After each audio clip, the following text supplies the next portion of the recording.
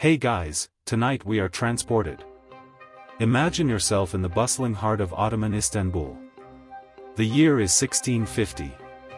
You feel the sun beating down on the cobblestones, hear the cacophony of street vendors hawking their wares, and smell something surprisingly pleasant. It's a mix of roses, jasmine, and maybe a hint of sandalwood, all emanating from the camisarane, the laundry house. You might think, laundry? How exciting can that be? Well, consider this: getting your clothes clean back then was a serious business, a communal event, and honestly, you probably won't survive this process unscathed if you have delicate skin. Think harsh soaps and communal tubs, yikes. So, before you get comfortable, take a moment to like the video and subscribe, but only if you genuinely enjoy what I do here. Now, where are you listening from tonight? Drop your location and local time in the comments. Now, dim the lights, maybe turn on a fan for that soft background hum, and let's ease into tonight's journey together. You trudge through the crowded marketplace, the scent of spices and roasting meats vying for dominance, until you reach the camisarane. It's a hive of activity. Women, mostly, but some men too, are gathered around large stone basins, sleeves rolled up, vigorously scrubbing clothes against ribbed washboards. The air is thick with steam and the murmur of gossip. The Ottoman Empire, you know, was a powerhouse for centuries, stretching across vast territories from North Africa to the Balkans. And maintaining a semblance of cleanliness in such a sprawling realm? A monumental task. You see a woman, her face flushed from the heat, expertly wringing out a thick woolen garment. She glances at you with a knowing smile, clearly a seasoned pro. You cautiously approach, eager to learn the secrets of Ottoman laundry. The first thing that strikes you is the sheer scale of the operation. These laundry houses weren't just backyards with a washtub, they were communal institutions, vital to the social fabric of the city. They often adjoined mosques or were supported by charitable foundations, known as WACs, making them accessible to even the poorest residents. Historians still argue whether these public facilities primarily served the lower classes or were patronized by all strata of society for convenience, but it's clear that access to clean clothes was considered a societal necessity. You watch as the woman dips a bar of something that looks suspiciously like hardened tree sap into the water. This, she explains, is sabun, a type of soap made from olive oil and lye. It's effective, if a bit harsh. You wince, imagining the damage it could do to delicate silks or fine linens. Forget your fancy, gentle detergents, this is the real deal. And speaking of harsh, get this, sometimes they'd use urine in the washing process. Yup, you heard that right. Apparently, the ammonia in aged urine acted as a natural bleaching agent. Don't knock it till you try it, well, maybe do knock it. It probably smells really bad. You notice a group of women gathered around a raised platform, beating clothes with wooden mallets. It's a rhythmic, almost musical process. This, they explain, is how they get the really stubborn dirt out. The mallet breaks down the fibers, loosening the grime, though it also probably shortens the lifespan of the garment considerably. Forget gentle cycle, this is pulverized cycle. The whole scene reminds you, funnily enough, of how the janissaries, the elite Ottoman soldiers, were sometimes paid. While usually salaried, they would occasionally receive bosses, gifts or bonuses, for exceptional service. Maybe a particularly well-laundered tunic would warrant a little something extra, too? One can only dream. The laundry houses weren't just about getting things clean, they were also social hubs. Women would exchange gossip, share recipes, and discuss the latest news. It was a rare opportunity for them to escape the confines of their homes and connect with other women. A break from the patriarchy, as it were. You see a young girl carefully spreading freshly washed clothes on a grassy field to dry. The Ottoman sun, she assures you, is the best disinfectant. And indeed, the clothes look surprisingly bright and crisp after their sunbath. It certainly beats a modern dryer, which can shrink your favorite shirt to doll-sized proportions in a matter of minutes. Now, Here's a bit of a cringe-worthy detail: bedbugs. These little vampires were a constant nuisance, and getting rid of them was a major challenge. People would try everything from sprinkling sulfur around their beds to burning special herbs. Honestly, just thinking about it makes you want to take a long, hot shower. You ask about the different methods for cleaning different types of fabrics. The women explain that silk and other delicate materials were treated with much more care, often washed by hand in cool water with milder soaps.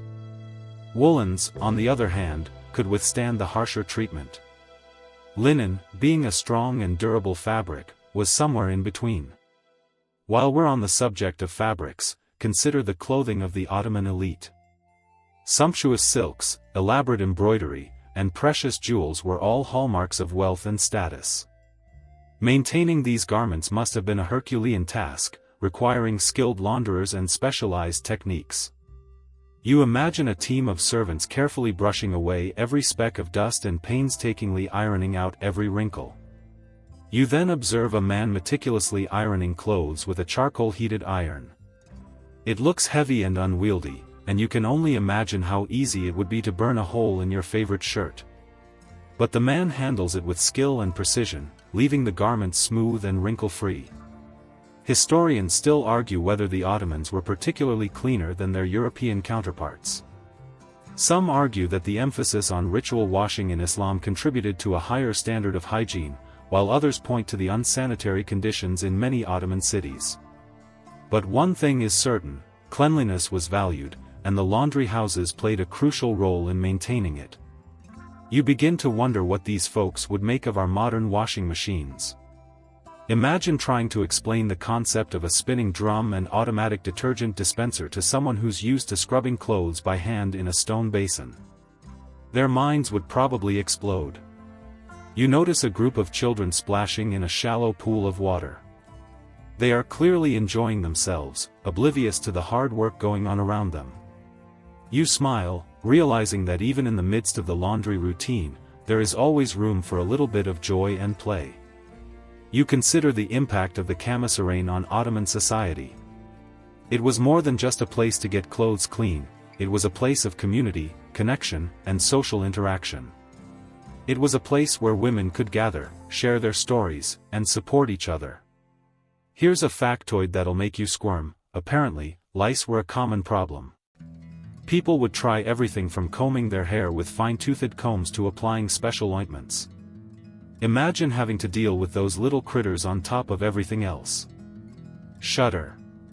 You realize that laundry, in its own way, is a reflection of society. It reveals our values, our priorities, and our daily struggles. And in the Ottoman Empire, the commissariat was a microcosm of a vibrant and complex culture. As the sun begins to set, casting long shadows across the laundry house, you thank the women for their time and their insights.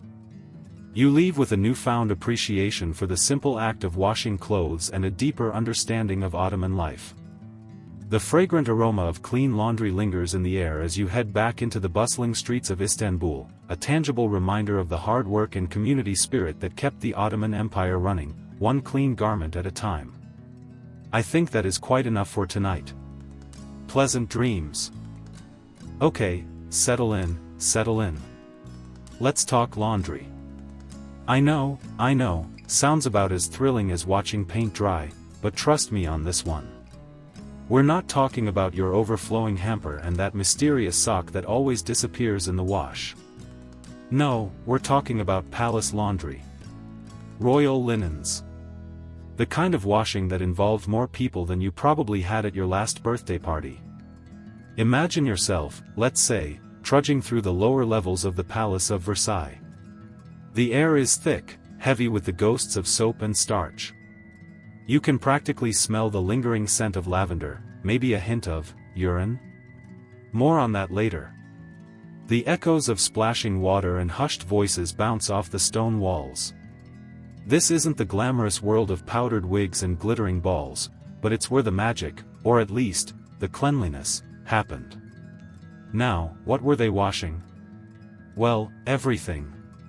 From the king's ridiculously elaborate shirts, embroidered with so much gold thread they probably weighed more than a small dog, to the queen's delicate lace undergarments, to the mountains of bed linens required to keep a palace full of people comfortable. Remember, this was before the age of readily available cotton. Most fabrics were linen, silk, or wool, all of which required incredibly careful handling. You certainly wouldn't just chuck the Sun King's favorite doublet into a modern washing machine. The horror. So, how did they do it? It was all elbow grease, my friend. Heaps and heaps of it. Envision massive wooden tubs filled with water, heated in gigantic cauldrons over open fires. Think of it like a medieval hot tub, but for clothes. The launderers, often women, though men weren't entirely absent, would then stand for hours, scrubbing, pounding, and rinsing the fabrics. They used lye, a caustic substance derived from wood ashes, as their main cleaning agent. It's effective, but imagine the damage to your hands. You'd be begging for a bottle of hand cream the size of your head. And speaking of heads, it was also used, believe it or not, as a hair dye. Talk about multi-purpose. You can almost feel the rough texture of the linen under your fingers, damp and heavy. The rhythmic thump-thump-thump of the beetle, a wooden mallet, as it pounded the fabric on a stone slab, loosening the dirt. The squeak of the mangle, a huge press used to squeeze out the excess water. It was a symphony of cleanliness, if you can call backbreaking labor a symphony. Mainstream historical fact. Laundering was a significant operation in any royal household, requiring a dedicated staff and specialized spaces. A quirky tidbit?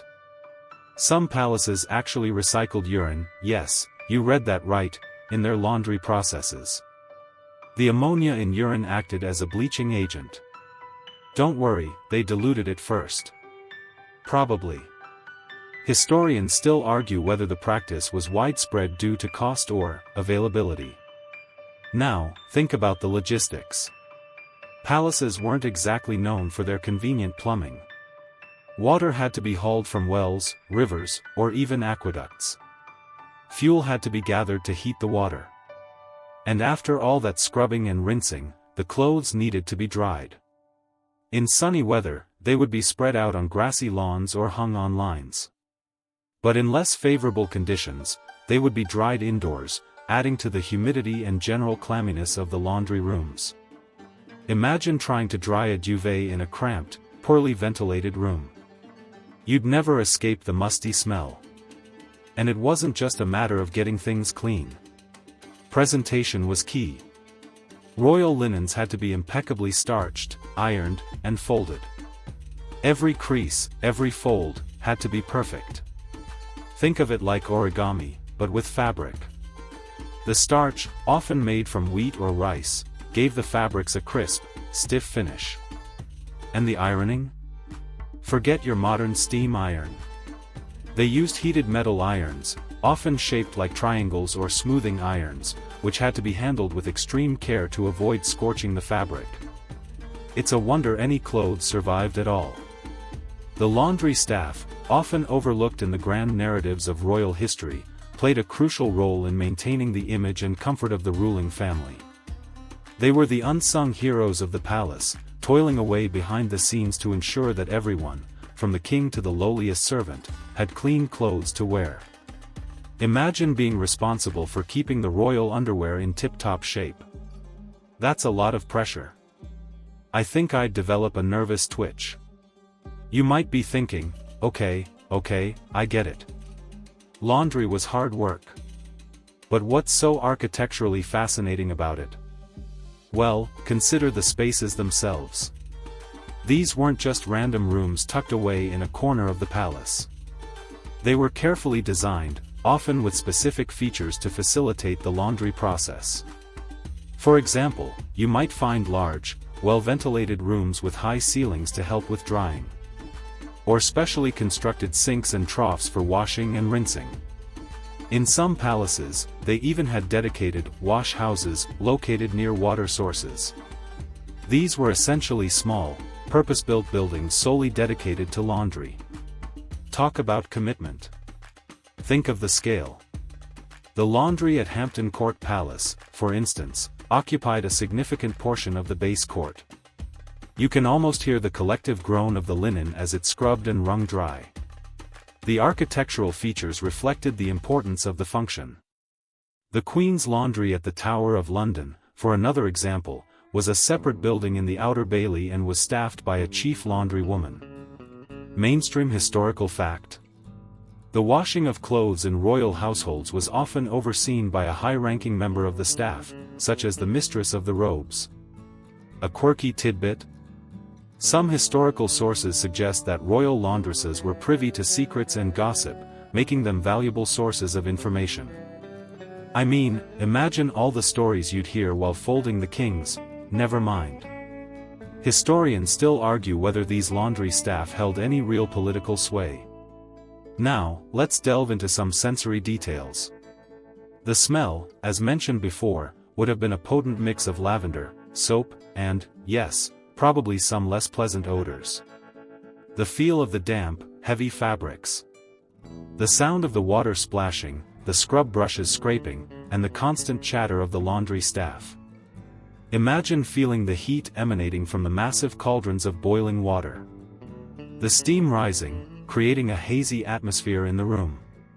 The feel of the rough linen against your skin as you tested the temperature of the water. It wasn't exactly a spa day. Though, I suppose, if you're into sensory deprivation, the constant droning noise might just be your thing. I can see the YouTube title now, ASMR Royal Laundry, Deep Sleep Guaranteed, maybe. And let's not forget the dirt. We're talking about clothes that haven't been washed in days, weeks, or even months. Clothes worn by people who probably didn't bathe as often as we do. Clothes that had been exposed to all sorts of grime and filth. Just think about the sheer volume of sweat, dirt, and other substances that accumulated in those fabrics. Makes you appreciate your washing machine a little more, doesn't it? The work was repetitive and physically demanding. You can imagine the aching backs, the sore hands, and the sheer exhaustion of the laundry staff. This wasn't a job for the faint of heart. You'd need the stamina of an Olympic athlete and the patience of a saint. Plus, you'd need to know how to get red wine stains out of silk. Good luck with that. Think about the lighting. In many palaces, the laundry rooms were located in the lower levels, where natural light was scarce. They would have relied on candles, oil lamps, or perhaps even just the light filtering in from small windows. The dim lighting would have added to the already challenging working conditions. Imagine trying to iron a delicate lace collar by candlelight. You'd probably end up setting the whole thing on fire. Mainstream historical fact. Royal laundries often employed a significant number of people, reflecting the scale of the operation. A quirky tidbit? It was believed that certain herbs and flowers, when added to the wash, could impart magical properties to the clothes. Imagine wearing a shirt that protected you from evil spirits. Historians still argue whether royal laundries held any cultural significance. So, the next time you toss a load of laundry into your washing machine, take a moment to appreciate the technological advancements that have made our lives so much easier. And spare a thought for the unsung heroes of the past, the palace laundresses who toiled away in the shadows, keeping the royal family clean and presentable, one painstaking wash at a time. They may not have been glamorous, but they were essential. And they definitely earned their keep. Okay, settle in, friend. Let's get comfy. Are you sitting comfortably? Good, because we're about to dive head first, or maybe nose first is more appropriate, into the wonderfully fragrant, and surprisingly cutthroat, world of soaps and scents. You wouldn't think such pleasant things could be so complicated, would you? But trust me, they are. You trudge through the bustling marketplace. The air is thick, not just with humidity, but with a kaleidoscope of smells. Roasted meats, ripe fruits, exotic spices, and then, there it is, that clean, sharp scent that cuts through the culinary cacophony. Soap. Glorious, life-saving soap. You pause at a stall overflowing with colorful bars, each promising a unique cleansing experience. Lavender, rose, sandalwood, the aromas practically leap off the shelves. It's almost overwhelming, isn't it? Hard to believe that for centuries, people weren't exactly lining up for a sudsy scrub. Imagine, if you will, a life without readily available soap. Before the Industrial Revolution, cleanliness was a luxury, not a given. Bathing was infrequent, often reserved for special occasions or medical necessity. Can you even fathom it? I shudder to think. And the soap they did have wasn't exactly luxurious. It was often harsh, made with animal fat and wood ash. Effective, perhaps, but certainly not something you'd want to slather all over your delicate skin. Unless, of course, you're into that sort of thing. No judgment. The earliest evidence of soap production dates back to ancient Babylon, around 2800 BC. Archaeologists found soapy substances in clay cylinders, proving that even back then, someone was trying to get the grime off. They were probably using it to clean wool or prepare it for dyeing, not necessarily for personal hygiene.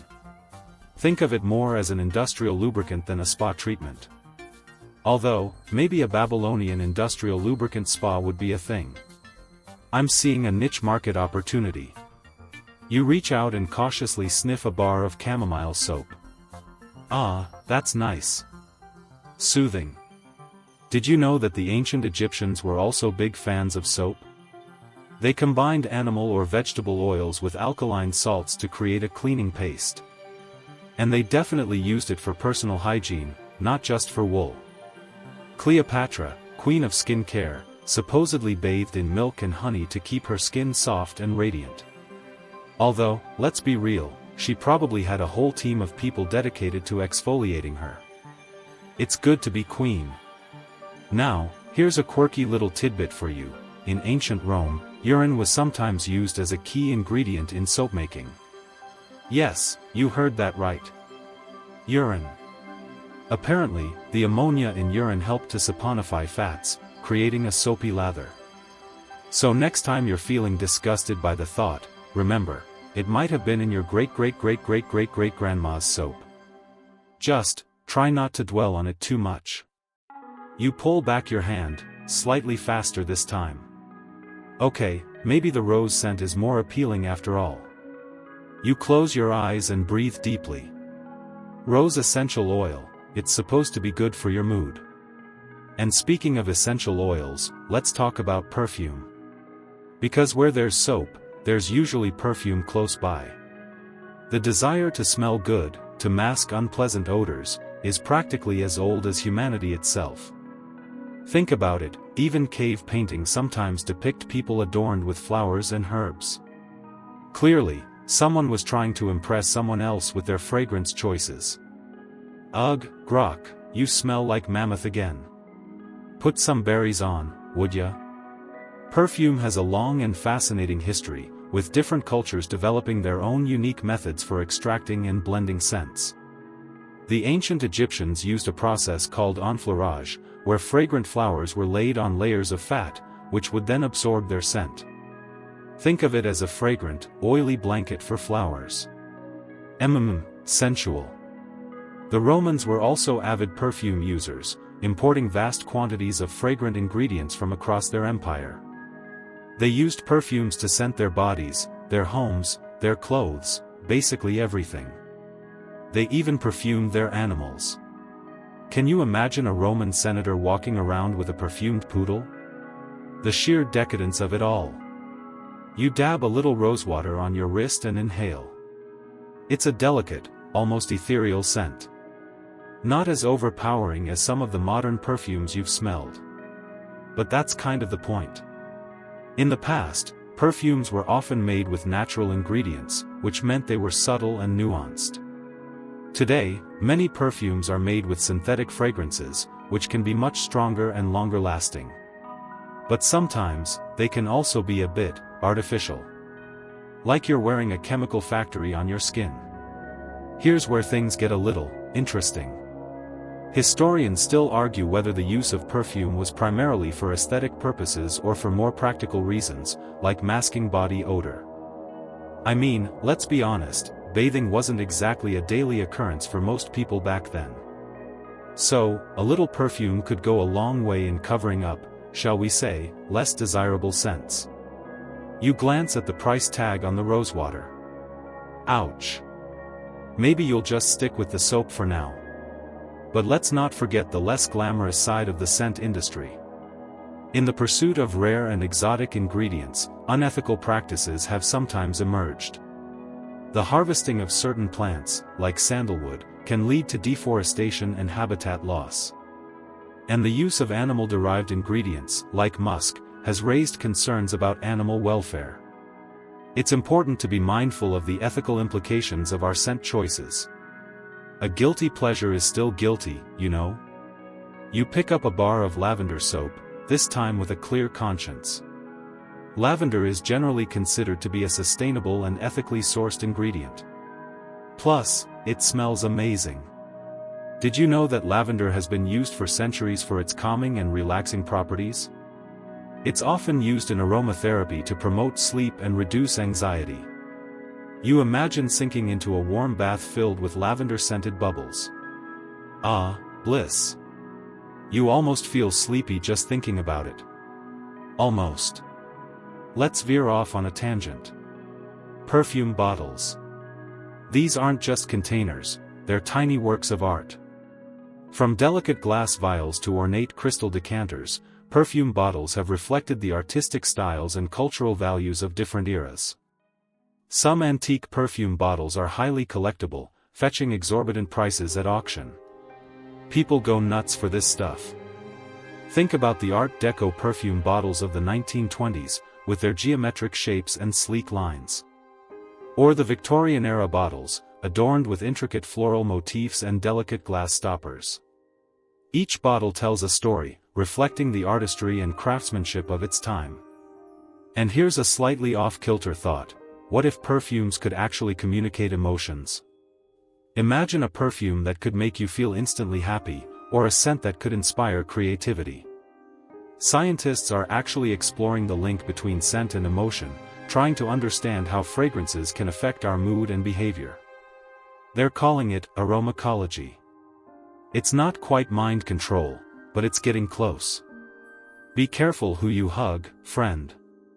You consider buying a small bottle of bergamot essential oil.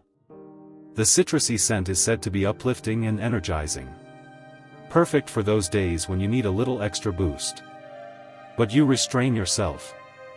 You already have a cabinet full of essential oils at home. You really don't need another one. Do you? Okay, let's circle back to soap for a moment. Because let's be real, soap is the unsung hero of hygiene. It protects us from germs and bacteria, keeping us healthy and preventing the spread of disease. Without soap, we'd be living in a much dirtier, and much more dangerous, world. So next time you lather up, take a moment to appreciate the humble bar of soap. It's a small thing that makes a big difference. Like a really dedicated, germ-fighting superhero. Speaking of heroes, here's a final quirky fact to ponder. In some cultures, soap is considered a symbol of purity and cleanliness, both physical and spiritual. It's used in rituals and ceremonies to cleanse the body and soul. It's like a little bit of magic in a bar. Don't eat it, though. You finally decide on the lavender soap. It's a classic choice, but you can't go wrong with lavender. You pay the vendor and tuck the soap into your bag. Historians still argue whether the increased use of soap and hygiene practices in the 19th century was primarily driven by medical advancements or by changing social norms. Was it the science that convinced people to wash their hands more often, or was it the growing emphasis on cleanliness and respectability? It's a fascinating question, and one that continues to be debated. You step away from the stall, the scent of lavender lingering in the air. The marketplace is still bustling, the sounds and smells still swirling around you. But now, you have a small piece of cleanliness and tranquility to take home with you. So, that's our fragrant journey for today. I hope you enjoyed our little exploration of soaps and scents. Maybe, just maybe, you'll look at that bar of soap in your shower with a newfound appreciation. And remember, Cleanliness is next to, well, you know the rest. Good night, friend. May your dreams be filled with the sweet scent of lavender and the satisfying lather of a good, old-fashioned bar of soap. Sweet dreams. Alright, settle in, pull up a comfy cushion, maybe grab a chamomile tea. We're diving deep, like really deep, into the surprisingly complex world of the palace laundry. And when I say complex, I mean like trying to fold a fitted sheet after a triple espresso complex. You wouldn't think that washing clothes could be a hierarchical minefield, but trust me, it is. And you're right in the thick of it, soldier. You trudge down the seemingly endless corridor, the damp chill seeping into your bones despite the layers you're wearing. Honestly, it's colder in here than my ex's heart. The air hangs heavy with the scent of lye and something vaguely floral, like your great-aunt Mildred tried to mask the smell of mothballs with lavender. You're heading towards the heart of the palace laundry, a place where societal strata are as meticulously separated as whites and colors. You're new here, fresh-faced and probably smelling a little less strongly of industrial-strength cleaning agents than everyone else. Which, believe me, is a plus. Your first task. Observation. Become one with the, well, not the force, but the fabric. Blend in, like that one mismatched sock that somehow always ends up in your drawer. First, you notice the sheer volume of activity. Women, mostly women, though a few burly fellows lug around the heaviest bundles, are bustling, chatting, scrubbing, rinsing, and hanging. It's a symphony of suds and gossip, a carefully orchestrated chaos. And within that chaos, a clear pecking order emerges. At the very bottom, you see the scullery maids. These are the newbies, just like you. Their hands are perpetually raw and red from the harsh detergents. They're responsible for the dirtiest jobs, pre-soaking heavily soiled items, emptying chamber pots, yes, even the laundry staff had to deal with that unpleasantness, and hauling water. So much water. Imagine carrying buckets all day. Your arms would feel like overcooked noodles. One perk? They get first dibs on slightly less offensive hand-me-down rags. Fashion. These poor souls are essentially the human equivalent of a pre-wash cycle. You watch them attack stains with a vengeance, muttering under their breath about the nobles who apparently believe wiping their mouths on their sleeves is acceptable table etiquette. You sympathize. You really, really do. Your job is to help them, for now. Scrub hard, and maybe, just maybe, you'll earn a promotion to the washers. Ah, the washers. These are the women who actually get to touch the good laundry. They've proven their dedication, their resilience, and their ability to distinguish between silk and wool before shrinking an entire wardrobe to doll size. This is an important skill. You wouldn't want to be responsible for turning the king's velvet breeches into something his cat could wear. The washers are further subdivided. There are those who specialize in linens, those who tackle undergarments, a surprisingly delicate job, apparently, and those who handle the truly prestigious stuff, royal robes, tapestries, and anything adorned with delicate embroidery. You can practically hear the whispers of reverence when a particularly ornate garment is brought in. They use large wooden tubs and paddles to agitate the clothes. It's backbreaking work, and the air is thick with steam. You've heard that some of the older women can predict the weather just by the way the suds are forming. Now that's a useful skill. Way more useful than knowing all the lyrics to 80s power ballads, which, admittedly, is your forte. Next up, you have the stain removers. These are the alchemists of the laundry, wielding secret recipes and ancient techniques to banish even the most stubborn blemishes. Red wine on white silk. A splash of blood on linen. They've seen it all, and they have a solution for everything. Their tools are a collection of mysterious powders, tinctures, and concoctions, all carefully guarded and passed down through generations. You watch one woman meticulously dab at a stain with a tiny brush, her brow furrowed in concentration. It looks like she's performing surgery on a particularly delicate butterfly wing. She's clearly a master of her craft. You suspect that she could probably remove a political scandal with the same ease she removes a gravy stain. Historians still argue whether the stain removers were the unsung heroes of the court, quietly preventing countless embarrassments, or just really, really good at getting rid of grape juice spills.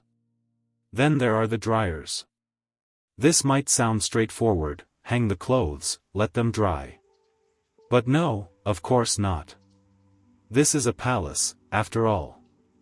The dryers are responsible for ensuring that everything dries evenly, without wrinkles, and with the perfect amount of, well, dryness. Too damp, and you risk mildew. Too dry, and the fabric becomes brittle. It's a delicate balancing act. They use a variety of methods: sprawling clotheslines in the courtyard, weather permitting, heated drying racks, and even, on occasion, carefully positioned bonfires. The air around the drying area is always warm and fragrant, a welcome contrast to the damp chill of the rest of the laundry. You overhear one dryer grumbling about the time a rogue gust of wind blew the Queen's favorite nightgown into a pigsty. Apparently, that was not a fun day. Imagine having to explain that to the Queen. I'd rather binge watch all the Twilight movies back to back. And finally, at the very top of the laundry hierarchy, you have the laundress. This is the head honcho, the queen of clean, well, you get the idea. She's responsible for overseeing the entire operation, managing the staff, ordering supplies, and ensuring that everything is washed, dried, and returned to its rightful owner in pristine condition. She's usually an older woman, with a stern gaze and a no-nonsense attitude. She knows every stain removal trick in the book, every drying technique, and every secret of the laundry room. She's seen generations of royalty come and go, and she knows more about their dirty laundry than they probably do themselves. She's basically the CIA of clothes care.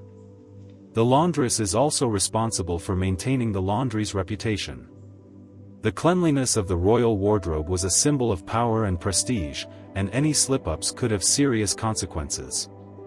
A poorly laundered garment could be seen as a sign of disrespect, or even a plot to undermine the monarchy.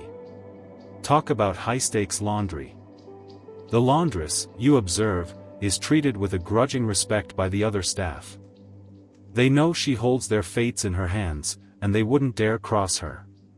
She is the ultimate authority, the final arbiter of all things laundry-related. And right now, she's staring directly at you. She beckons you over with a flick of her wrist. Your heart pounds in your chest. This is it. Your moment of truth. Are you about to be praised for your diligent scrubbing, or reprimanded for, well, you're not entirely sure what you could have done wrong yet, but you have a feeling it's something. You approach her cautiously, like you're approaching a particularly grumpy badger. You're new, she states, her voice raspy but firm. It's the kind of voice that could curdle milk. You nod, your throat suddenly dry. Yes, ma'am. She studies you for a moment, her eyes piercing. You feel like she's x-raying your soul, searching for any sign of incompetence or laziness. Maybe she can smell your fear? That would be a useful superpower. I need someone to deliver a freshly laundered shirt to the Duke of Armagnac, she says, finally breaking the silence. He's expecting it. Make sure it arrives crisp and without a single crease. The Duke of Armagnac? You've heard stories about him. He's known for his impeccable taste, his sharp tongue, and his even sharper temper. Delivering a shirt to him? This is like a trial by fire. You take the shirt from her, careful to avoid touching it with your grubby hands. It's made of the finest linen, so white it practically glows. You feel a bead of sweat trickle down your forehead. Don't drop it. Don't wrinkle it. Don't even think about spilling anything on it. And one more thing, the laundress adds, her voice dropping to a whisper. The Duke has a peculiar fondness for lavender. Make sure the shirt smells strongly of it. Lavender? You've heard that some people use lavender to ward off moths.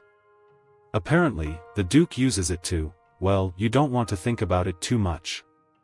You nod again, your grip tightening on the shirt. This isn't just a simple delivery. This is a test.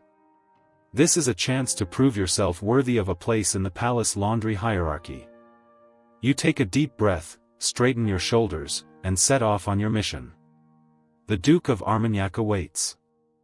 And you, armed with a perfectly laundered, heavily lavender-scented shirt, are about to enter his lair? Wish me luck? No, wish yourself luck. I think you're going to need it. Okay, settle in, settle in. Let's dim the lights just a tad, good. That's the spot. Are you comfy? Maybe grab a blankie? Because we're about to dive into the surprisingly sensual world of laundry. Yeah, I know. It doesn't sound sexy. But trust me, the way you're going to be touching that silk, it'll be practically scandalous. You trudge toward your overflowing laundry basket, a monument to procrastination and the stylish choices that eventually lead to this. The mountain of clothes stares back, a silent accusation. And nestled amongst the jeans and the t-shirts, you spot it. The dreaded silk scarf. Or the blouse. Or, gods forbid, the silk pajamas. Suddenly, you feel like Indiana Jones discovering the Ark of the Covenant, only instead of unleashing unimaginable power, you're about to unleash the potential for irreversible shrinking. Don't worry. We're going to get through this together. First, take a deep breath. It's just fabric. Fabric that costs more than some people's rent, admittedly. But still, just fabric. You carefully pull out the offending item, examining it like a priceless artifact. Which, let's be honest, it kind of is. Silk has been prized for millennia. We're talking back to ancient China, where legend says Empress Lezu accidentally discovered silk when a silkworm cocoon fell into her tea. Talk about a happy accident. Imagine if your tea yielded designer fabric. All you get is a stained mug. Now, here's a slightly less palatable fact: the silk we adore comes from boiling those little silkworm cocoons. Brutal, right? Makes you think twice about that luxurious scarf. Although, on the upside, you're basically wearing the concentrated dreams of a tiny insect. Think about that. But back to the task at hand. Washing. Your first instinct is probably to throw it in the machine with everything else, right? I see you. I feel you. The siren song of convenience is strong. But resist. Resist, I say. Unless you want to donate your shrunken, possibly discolored silk to your less fortunate, yet equally fashionable, niece. Instead, let's get acquainted with hand washing. You'll need a clean sink or basin. Make sure it's spotless. You don't want your silk picking up any stray toothpaste or questionable food particles. Think of it as a spa day for your clothes. A very, very gentle spa day. Fill the basin with cool water. Cool, not cold. Cold water can be just as damaging as hot water to certain delicate fabrics. Think lukewarm bath water. Or, if you're feeling particularly fancy, water that's the same temperature as your soul, slightly melancholic. And now, for the soap. This is crucial. You can't just grab any old detergent. Think of it this way: you wouldn't wash your face with dish soap, would you? Please say no. Silk needs a gentle cleanser, something specifically designed for delicate fabrics. Look for a pH-neutral detergent, or even better, one labeled for silk or wool. Baby shampoo also works in a pinch. Though, arguably, all shampoo is technically baby shampoo if you're brave enough. Add a tiny amount of detergent to the water. I'm talking a teaspoon, maybe two. Less is more. Seriously. Too much soap and you'll be rinsing forever. And we don't want to spend the whole afternoon trapped in a sudsy purgatory. Gently swirl the water to distribute the soap. You want it to be nice and frothy, but not like a bubble bath. We're aiming for serene pond, not rave in a bathtub.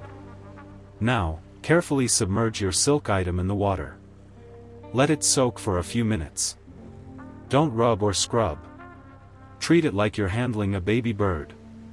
A very expensive, easily ruined baby bird.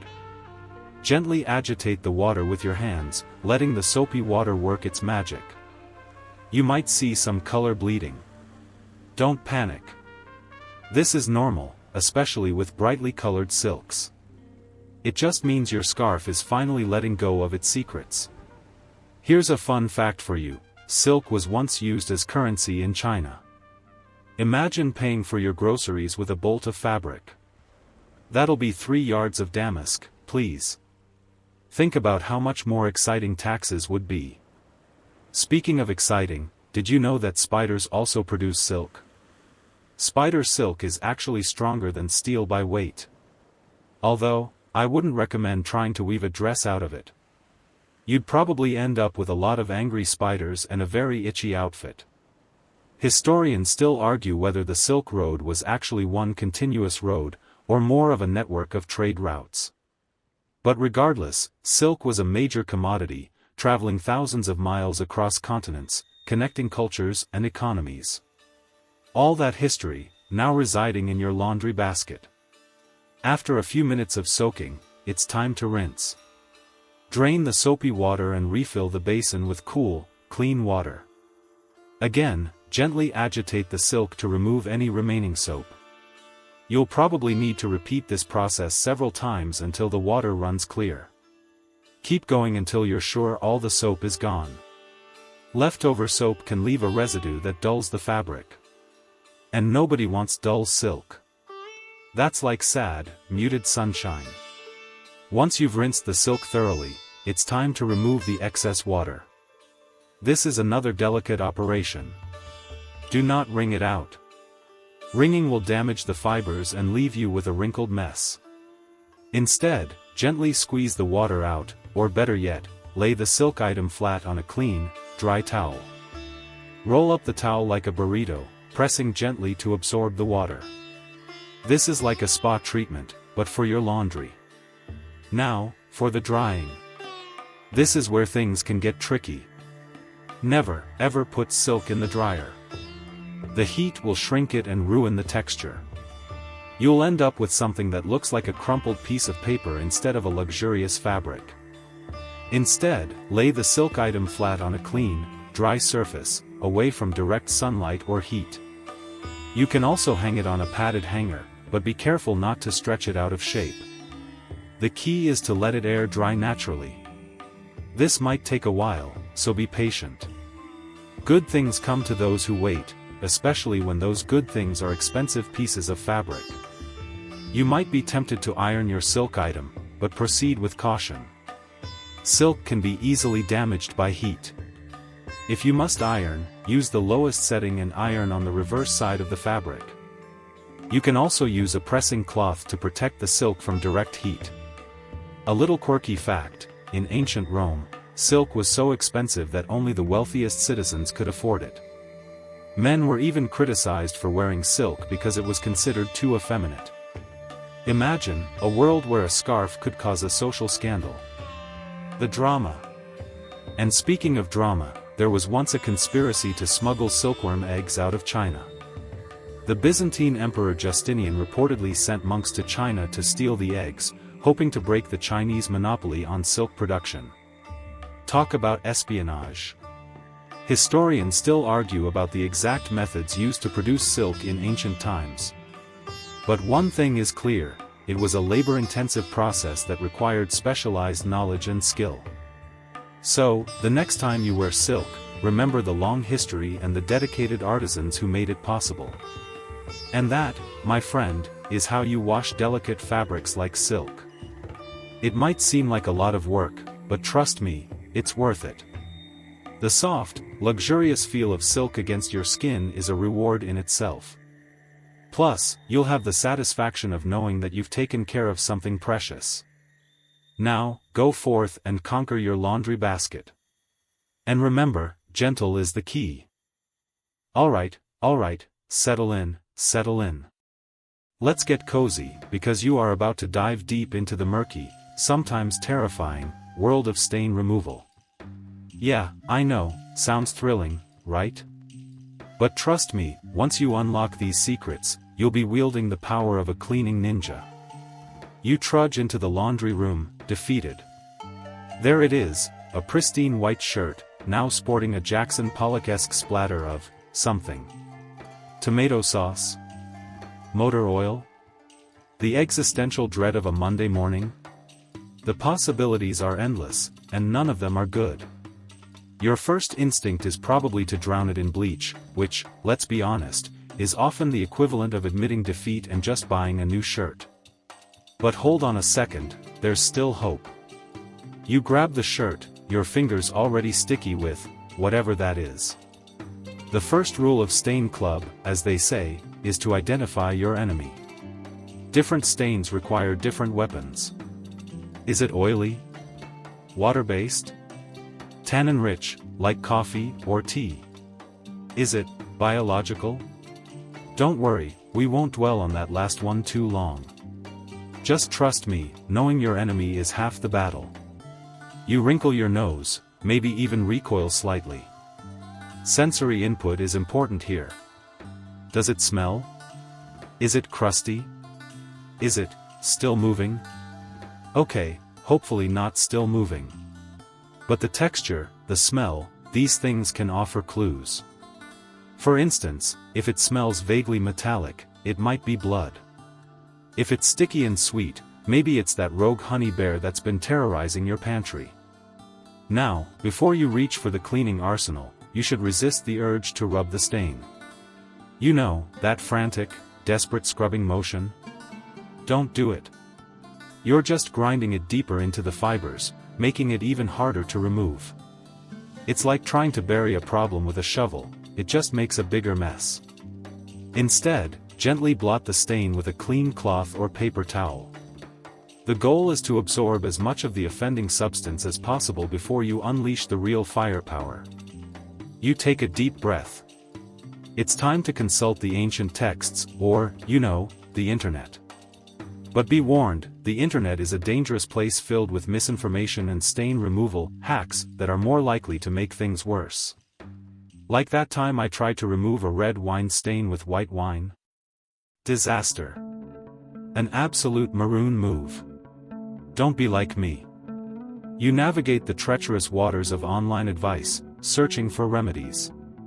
One tip suggests dish soap for oily stains, another whispers the magic of vinegar for almost everything. It's like the duct tape of stain removal. You pause, considering your options. Dish soap it is. You dampen the stained area with cool water.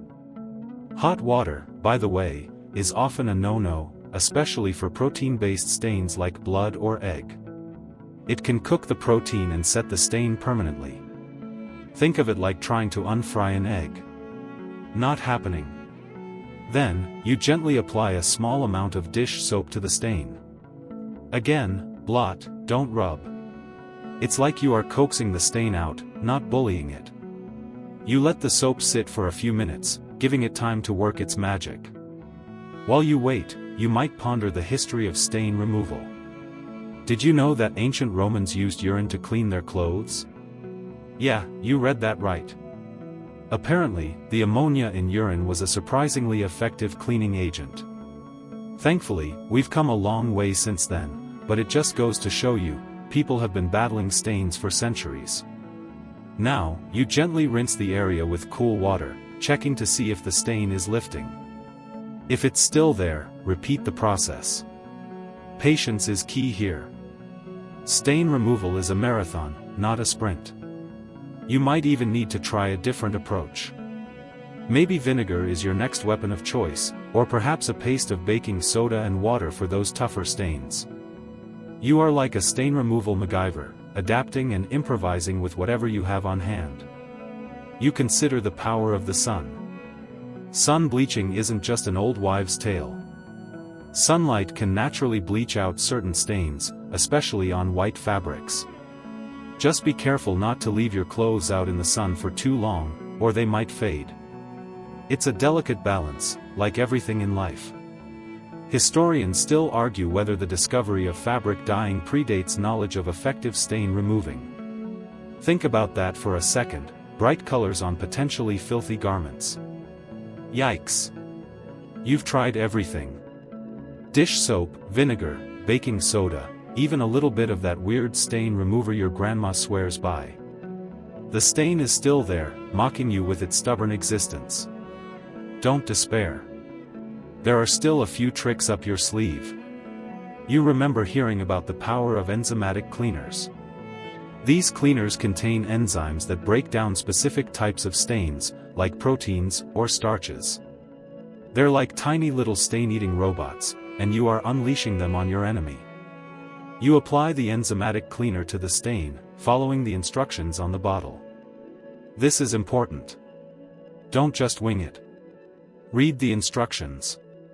I know, nobody likes reading instructions.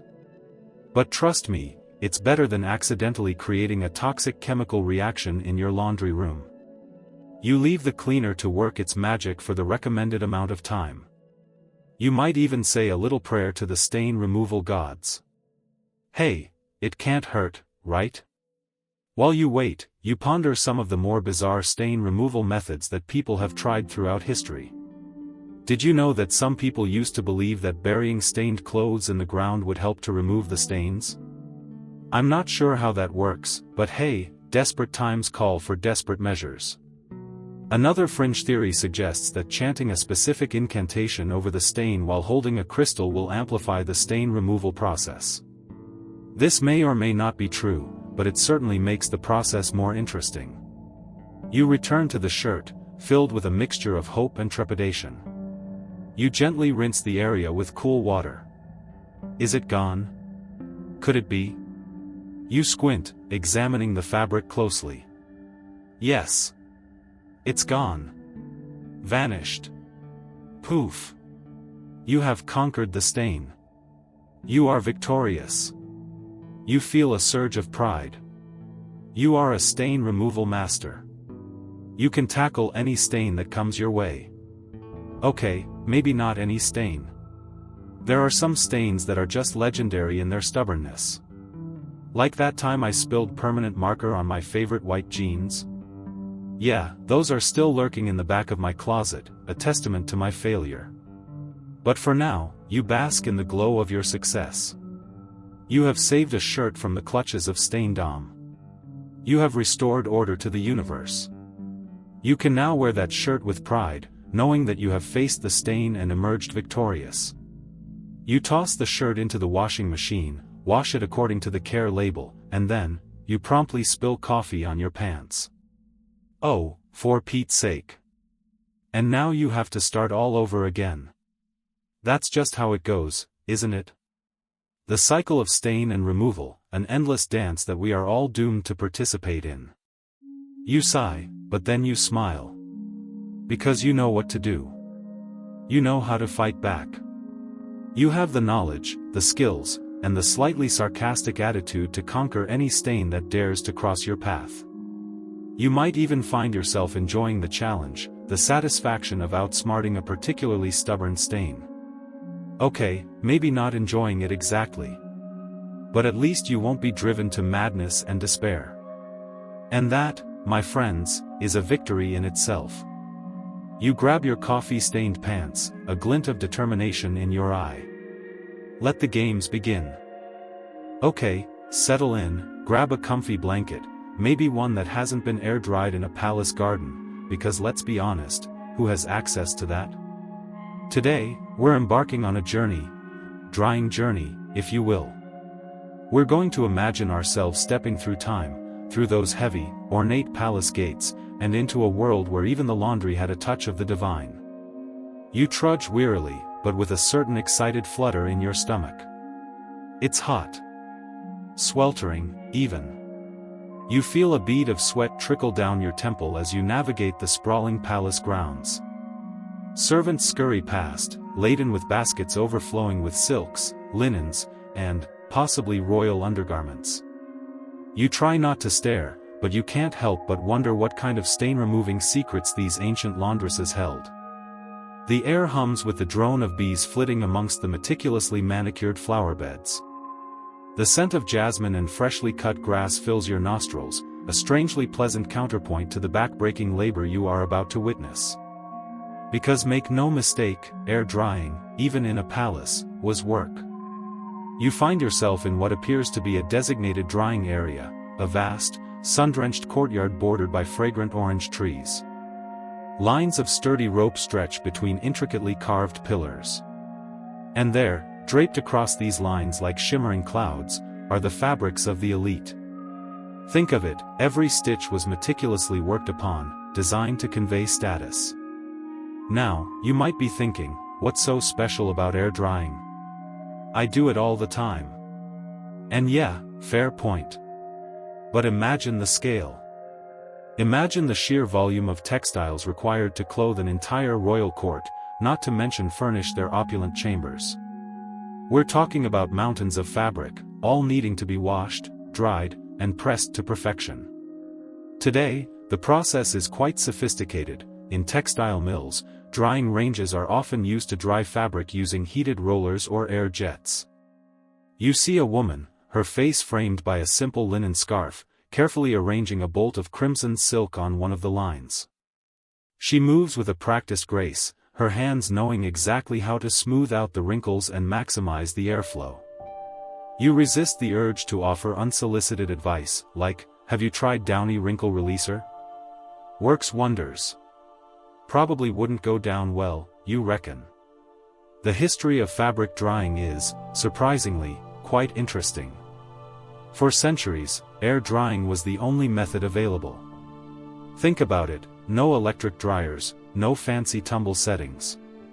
Just the sun, the wind, and a whole lot of human effort. Even wealthy ancient Romans relied on air drying. They would often use elevated platforms or specially constructed racks to hang their togas and tunics out to dry, and even had dedicated fullers, cleaners, to maintain the garments. You observe the drying process more closely. The women are clearly aware of the sun's angle, positioning the fabrics to catch the optimal rays. They also seem to be mindful of the wind, using pegs made from carved bone to secure the edges and prevent billowing. This is a delicate balance, requiring a deep understanding of the natural elements. Too much sun and the colors might fade. Too much wind and the fabric could tear. Goldilocks would have some issues with this palace drying setup. The air is thick with the scent of natural dyes, indigo, madder, and saffron, all mingling together in a heady, exotic aroma. You can almost taste the history in the air, the stories woven into the very fibers of these ancient fabrics.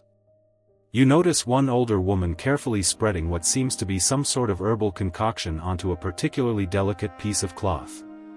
You squint to get a better look. Turns out, these weren't just drying rituals, they were also opportunities for fabric preservation. They'd use a variety of natural ingredients to protect the fabrics from insects, mildew, and fading. Think of it as ancient fabric softener, only way more involved. Certain herbs and plants, like lavender and rosemary, were often used to repel moths and other pests. Other natural ingredients, like lemon juice or vinegar, were used to brighten colors and remove stains. It would be an incredibly time-consuming process, but you can't help but admire the commitment. Historians still argue whether the drying process was also used as a form of social commentary. Was the placement of certain fabrics on the lines a subtle way of displaying the court's hierarchy? Were certain colors and patterns reserved for specific members of the royal family? It's certainly an interesting thought, though it probably went over the heads of anyone doing the work. Now, here's a quirky tidbit for you. In some ancient cultures, it was believed that air-drying fabrics under a full moon could imbue them with special powers. Imagine the late-night laundry sessions, draped in moonlight, hoping to infuse your favorite robe with a little extra magic. Or maybe just to make it smell a little better. It depended on the society's belief system. In one, garments worn by royalty might be placed directly under moonlight to absorb lunar energy. You watch as a young boy carefully folds a stack of freshly dried linens.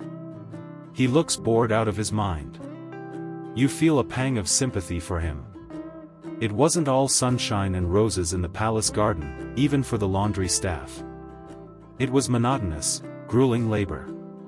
You wonder if he ever dreamed of escaping the palace walls, of trading in his linen folding duties for a life of adventure. You start to consider the practicalities of this kind of operation. No tumble dryers, okay. But where did all of the water come from for washing everything? And how much firewood did they need to heat it all? Was there a dedicated laundry master to schedule everything? Well, here's a mainstream historical fact: in many ancient palaces, water was sourced from nearby rivers, wells, or even elaborate aqueducts. Large vats or cauldrons were used to heat the water over open fires, and lye or other natural detergents were used to clean the fabrics.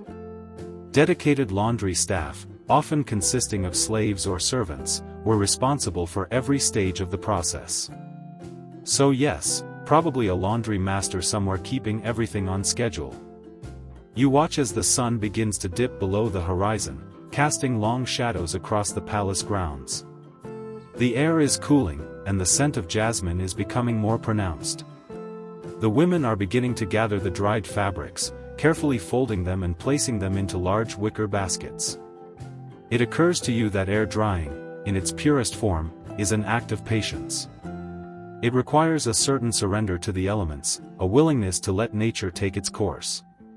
It's a far cry from the instant gratification of modern technology, but there's a certain beauty in its simplicity. Plus, it's way better for the environment, right? Take that, carbon footprint. You see one of the women humming a gentle tune as she works, her movements rhythmic and fluid. It's a lullaby, perhaps, or a traditional folk song. It blends with the rustling of the leaves and the chirping of the crickets, creating a soothing, almost hypnotic atmosphere. You find yourself strangely relaxed, despite the heat and the hard labor. Before you leave, you want to sneak a peek at any really old or historic fabrics that might be lying around. You make a beeline for one of the storage areas, and it's there that you see it, what appears to be a section of the Bayeux tapestry. Oh, sorry. That's the Bayeux needlepoint. Did I say tapestry? What I meant was it's called a needlepoint, because it is not technically a tapestry. The point of calling it the Bayeux needlepoint is that it highlights the events of the Norman conquest of England in 1066 and is a valuable historical record for our discussion on fabric drying rituals in palace gardens. It gives us something to look at from the proper time period. It shows William the Conqueror and the Battle of Hastings and all that jazz. And I am nothing if not historically accurate. You realize that these drying rituals are more than just a chore. They are a connection to the past, a way of preserving traditions and maintaining a sense of continuity. They are a reminder that even in the most opulent of settings, the basic necessities of life, clean clothes, fresh air, and a little bit of sunshine, are still essential. As you turn to leave the palace gardens, you feel a sense of gratitude for the experience. You've witnessed a small but significant piece of history, a glimpse into the daily lives of those who lived and worked within these walls. Wait. Did you think I'd let you go without a good story? I've been holding out, and I am not ashamed. The year is 1820, and you are a junior groundskeeper at a palace somewhere in Europe. I'm being vague for comedic effect, okay? You are responsible for bringing the royal family their linens after they've been dried. The Queen is especially adamant about her linens being wrinkle-free. One day, as you're bringing her the freshly dried sheets, you trip. You drop the sheets right into a puddle of mud. Panic sets in. But then, a brilliant idea strikes you. You decide to iron the sheets using the only thing available, a heavy rock from the garden heated in a bonfire pit. You smooth those sheets like your life depends on it. You are, without a doubt, going to get beheaded if you don't. The moral of the story is, it's always good to have a backup plan and a hot rock. Alright, settle in, settle in. Let's talk wrinkles. Not the ones on your face, you've earned those, honey, but the ones plaguing your favorite linen shirt. You know, The one you thought looked breezy and effortlessly chic until you caught a glimpse of yourself in the mirror and realized you looked like you slept in a hamper. Yeah, that shirt. Don't worry, we've all been there. Today, we're going to wage war on those creases and emerge victorious, armed with nothing more than a hot iron, a board, and maybe a spray bottle. First things first, let's get the historical context out of the way, shall we? The idea of pressing clothes actually goes way back. Way, way back. Imagine, if you will, ancient China. Long before electricity, people were using heated metal pans, sometimes filled with hot coals, to smooth out their silk robes. Talk about dedication to a wrinkle-free life. So, you've got your iron, right? Probably a modern one, all sleek and digital, capable of blasting out steam with the fury of 1,000 tiny geysers. Remember those old irons, the ones that had to be heated on a stove? Can you imagine? No temperature control, just pure, unadulterated heat. You'd practically be playing Russian roulette with your clothes. Actually, there were also smoothing stones used during the Viking Age. Apparently, the Vikings cared just as much about looking pristine as we do. Who knew pillaging and plundering could look so chic? You'd think, raiding a village and stealing all their gold would be enough. But no, a Viking had to make sure his tunic was wrinkle-free while he was doing it. Priorities, people. Now, let's talk about the ironing board. This humble piece of equipment is your battlefield, your canvas, well, you get the picture. Make sure it's sturdy, reasonably clean, and preferably not covered in mysterious stains that you'd rather not contemplate. Because honestly, who knows what that is? You can get these boards with the little iron rest, which is perfect, or you can place a potholder or similar nearby. Plug that iron in, and let's set the temperature. This is crucial. You wouldn't try to bake a cake at the same temperature you'd use to sear a steak, would you? Unless you're going for some avant-garde culinary experiment, in which case, go for it, I guess. The same logic applies to ironing. Check the garment's label. Linen and cotton can usually handle higher heat, while delicate fabrics like silk or rayon need a much gentler touch. And for the love of all that is holy, always test a small, inconspicuous area first. Like the inside seam, for example. Better to sacrifice a tiny bit of fabric you won't see anyway than to melt a gaping hole in the middle of your favorite blouse. That actually happened to a friend of mine. She accidentally turned the iron up to inferno, and fused her silk scarf to the ironing board. It was not pretty. Steam is your friend. It helps relax the fibers and makes the wrinkles surrender much more easily. Most modern irons have a steam setting, so fill that reservoir up with distilled water. Tap water can leave mineral deposits and clog the steam vents. And nobody wants to deal with an iron that spits out brown, gritty gunk. That's just gross. If your iron doesn't have a steam function, or if you're dealing with a particularly stubborn wrinkle, a spray bottle filled with water will do the trick. Just lightly mist the fabric before ironing. Not too much, though, or you'll end up with a soggy mess. Like I said, we're going for slightly damp, not drenched. Now, the technique. This is where things get interesting. Start with the smaller areas first: collars, cuffs, plackets. These are usually the trickiest parts, and it's best to get them out of the way early on. Use the tip of the iron to get into those tight corners and crevices. For shirts, I like to start with the collar, then the cuffs, then move on to the sleeves. Iron the sleeves flat, making sure to avoid creating a crease down the center. Unless, of course, you're going for that crisp, military-style look. Then, by all means, crease away. For the body of the shirt, work in sections. Lay the fabric flat on the ironing board and use long, smooth strokes. Apply gentle pressure, but don't press down too hard. Let the heat and steam do the work. And remember to keep moving. Leaving the iron in one spot for too long can scorch the fabric. Speaking of which, did you know that in the past, especially during the Victorian era, having perfectly pressed clothes was a status symbol? It showed that you could afford to employ someone to spend hours ironing. Think about it, all that fancy, elaborate clothing, all those ruffles and pleats, someone had to iron all of that.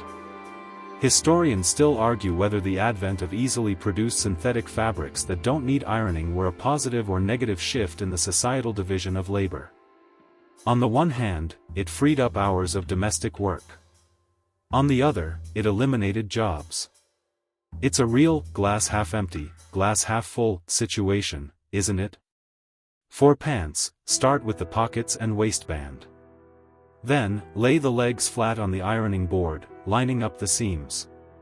Iron each leg separately, making sure to create a nice, sharp crease, if that's what you're going for.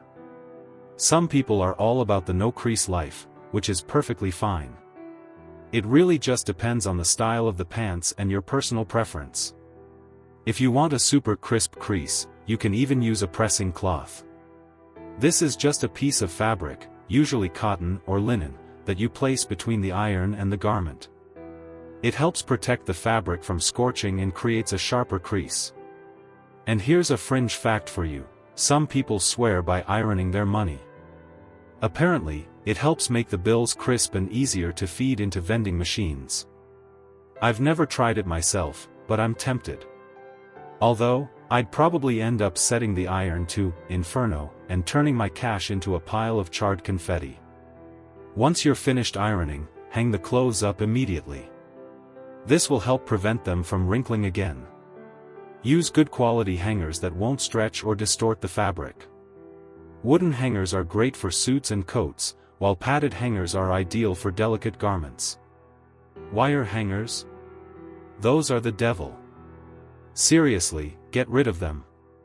They'll ruin your clothes and make your closet look like a chaotic mess. They're really only good for holding dry cleaning bags and, well, not much else. They aren't the devil, of course. That's hyperbole. I just really hate wire hangers. Here's another tip: consider investing in a garment steamer. It's a fantastic alternative to ironing, especially for delicate fabrics or garments with intricate details. Steamers are also great for refreshing clothes that have been hanging in your closet for a while. Plus, they're kind of fun to use. It's like you're giving your clothes a spa treatment. Ah, relaxing. See? That wasn't so bad, was it? A little time and patience, and you've got a beautifully pressed garment that's ready to face the world. Now go forth and conquer those wrinkles. And try not to set anything on fire in the process. Now, if you'll excuse me, I think I'm going to go iron my money. Just kidding, mostly. Okay, settle in, friend. Get comfy. Maybe grab a weighted blanket. We're diving deep tonight, not into sleep exactly, but into the world of garments. You might think it's a fluffy topic, all lace and silk, but trust me, there's a surprisingly gritty underbelly to keeping your clothes, well, not gross. We're talking inventory and storage, the unglamorous guardians of your wardrobe. So, take a deep breath, relax your shoulders, and let's begin. You trudge into your closet, that mysterious cavern crammed with fabrics past, present, and future. It's a jungle of textures, a symphony of colors, and, wait, is that a moth flitting past your face? Yeah, let's just pretend we didn't see that. Ignorance is bliss, right? Speaking of bliss, Marie Kondo probably wouldn't be too thrilled with the state of things in here. Are you sparking joy, or are you just hoarding? But hey, no judgment. We all do it. You probably have that one t-shirt from college that's basically see-through at this point, but you can't bear to part with it. It's a memory, a relic of questionable fashion choices and even more questionable life decisions. It's okay. We understand. We are you. So, the first step, after denial of the closet's chaos, is inventory. You start pulling things out, one by one. It's like an archaeological dig, each garment revealing a layer of your past. Remember that sequin top you wore to that awful New Year's Eve party? The one where you tripped over a potted plant and spilled punch all down your front? Good times. Or maybe not. Now, you start making piles. Keep, donate, sell, and, what's that fourth pile? Oh, I have absolutely no idea what to do with this pile. Yeah, that one's usually the biggest. Don't worry, we'll figure it out later. Maybe. As you sift through your clothes, you realize something: you own way more black than you thought you did. It's like your wardrobe is permanently stuck in a goth phase. And where did all these single socks come from? It's the Bermuda Triangle of laundry in here, I swear. Historians still argue whether the sock monster is a real phenomenon, but honestly, the evidence is pretty compelling. Speaking of history, you might be surprised to learn that clothing storage wasn't always this accessible. In medieval times, your best clothes were likely kept in wooden chests, sometimes heavily ornamented and acting as a form of portable wealth. Think about that the next time you're shoving a pile of jeans into an overflowing drawer. You're basically disrespecting centuries of artisanal craftsmanship. How dare you? And you know those little silica gel packets that come in new shoes and handbags? You diligently throw them away, right? Well, you shouldn't. They're actually little moisture-absorbing superheroes. You can toss them in your drawers and closets to help keep things dry and fresh. Who knew those little packets held so much power? It's a bit like finding out your quiet, unassuming neighbor is secretly a black belt in karate. Mind blown. Okay, back to the sorting. You're making progress. The donate pile is growing, which is good. You're decluttering, becoming a better person, saving the planet, all at the same time. Go you. You also notice a few things that need mending. A button here, a seam there. Time to break out the needle and thread. Or, just add them to the "I'll get around to it eventually" pile. We won't tell. Now, let's talk about storage techniques. Hanging versus folding. The eternal debate. Hanging is great for keeping things wrinkle-free, especially delicate fabrics like silk and linen. But it can also take up a lot of space. Folding is more space efficient, but it can lead to creases. The key is to find a balance. Also, invest in some good hangers. Those flimsy wire hangers from the dry cleaner are the devil's work. They stretch out your clothes and make your closet look like a disorganized mess. You deserve better. Your clothes deserve better. The world deserves better. And while we're on the subject of organization, consider color-coding your clothes. It's surprisingly satisfying. Plus, it makes it easier to find what you're looking for. You can also organize by type of garment: shirts, pants, skirts, dresses, etc.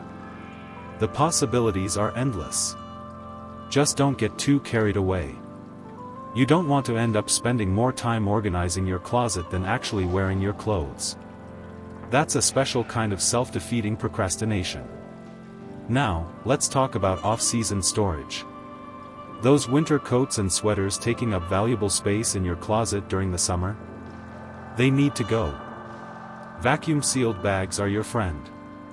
They compress your clothes, saving space and protecting them from dust and moths. Just be careful not to overstuff them, or you'll end up with a brick of fabric that's impossible to unpack. Did you know that Queen Elizabeth I had a master of the wardrobe whose job it was to manage her vast collection of clothes? Talk about a dream job. I mean, imagine getting paid to organize someone else's closet. Although, let's be honest, Queen Elizabeth's wardrobe was probably more intimidating than a department store after Christmas. But back to your own humble collection. Once everything is sorted, folded, and hung, it's time to address the environment. Your closet should be clean, dry, and well ventilated. Moisture is the enemy. It leads to mildew, which smells terrible and can damage your clothes. Consider using moisture absorbers, like those silica gel packets we talked about earlier. Or, if you're feeling fancy, invest in a dehumidifier. You should also consider using cedar wood. Cedar is a natural moth repellent. You can buy cedar blocks, hangers, or even cedar-lined chests. The smell is also quite pleasant, which is a bonus. Unless you hate the smell of cedar. In that case, ignore everything I just said. And speaking of pests, let's talk about moths. These tiny creatures can wreak havoc on your clothes, especially wool and silk. The best way to prevent moth infestations is to keep your clothes clean. Moths are attracted to dirt and sweat. So, wash your clothes regularly, and store them in airtight containers. And if you do find evidence of moths, act quickly. Call an exterminator, or try some DIY moth traps. Just don't ignore the problem. It will only get worse. Another quirky thing, apparently, in some cultures, it's considered bad luck to bring new clothes into the house on a Friday. I have absolutely no idea why, but I thought you should know. Fringe beliefs surrounding clothing are, if nothing else, persistent. Historians still argue whether these superstitions had a pragmatic origin, such as avoiding washing clothes on the Sabbath. Now, you stand back and admire your work. Your closet is organized, clean, and moth-free. You've decluttered your life, at least a little bit. You feel a sense of accomplishment. You're ready to take on the world. Or, at least, get dressed in the morning without having a complete meltdown. But the work is never truly done. Inventory and storage are ongoing processes. You need to regularly reassess your wardrobe, donate what you don't need, and maintain a clean and organized space. It's like a relationship. It requires constant effort and attention. Unlike that one relationship, however, the closet won't suddenly dump you via text message. Silver linings, people. So, take a moment to appreciate the clothes you have. They protect you from the elements, express your personality, and hold memories of your past. Treat them with respect, and they will serve you well. And maybe, just maybe, you'll even start to spark joy. Though if that sequin top from New Year's doesn't, no one will judge you for finally tossing it. Alright, friend, come closer, settle in. Let's talk laundry, palace style. You trudge down these long, echoing corridors, past portraits of stern-looking monarchs who definitely never folded their own fitted sheets. The air, even here, smells faintly of lye and sunshine, a potent, if unexpected, combination in these hallowed halls. You're probably thinking, laundry? In a palace? How boring could that be? Oh, my sweet summer child, you underestimate the sheer, obsessive dedication humans can bring to any task, especially when it involves separating whites from colors. Imagine the sheer volume of linens we're talking about. Royal beds, guest rooms, tablecloths the size of small countries, not to mention the, undergarments. Remember, we're in an age before readily available detergents. So you find yourself contemplating the process. Backbreaking, isn't it? Think of all the people involved, the laundry maids, the water carriers, the soap makers, the person in charge of heating the water, a veritable army dedicated to keeping royalty smelling, at the very least, not actively offensive. You see a group of women, their sleeves rolled up, faces flushed from the heat of the nearby hearth, vigorously scrubbing away at what looks like a particularly stubborn stain. Possibly wine. Or maybe, worse.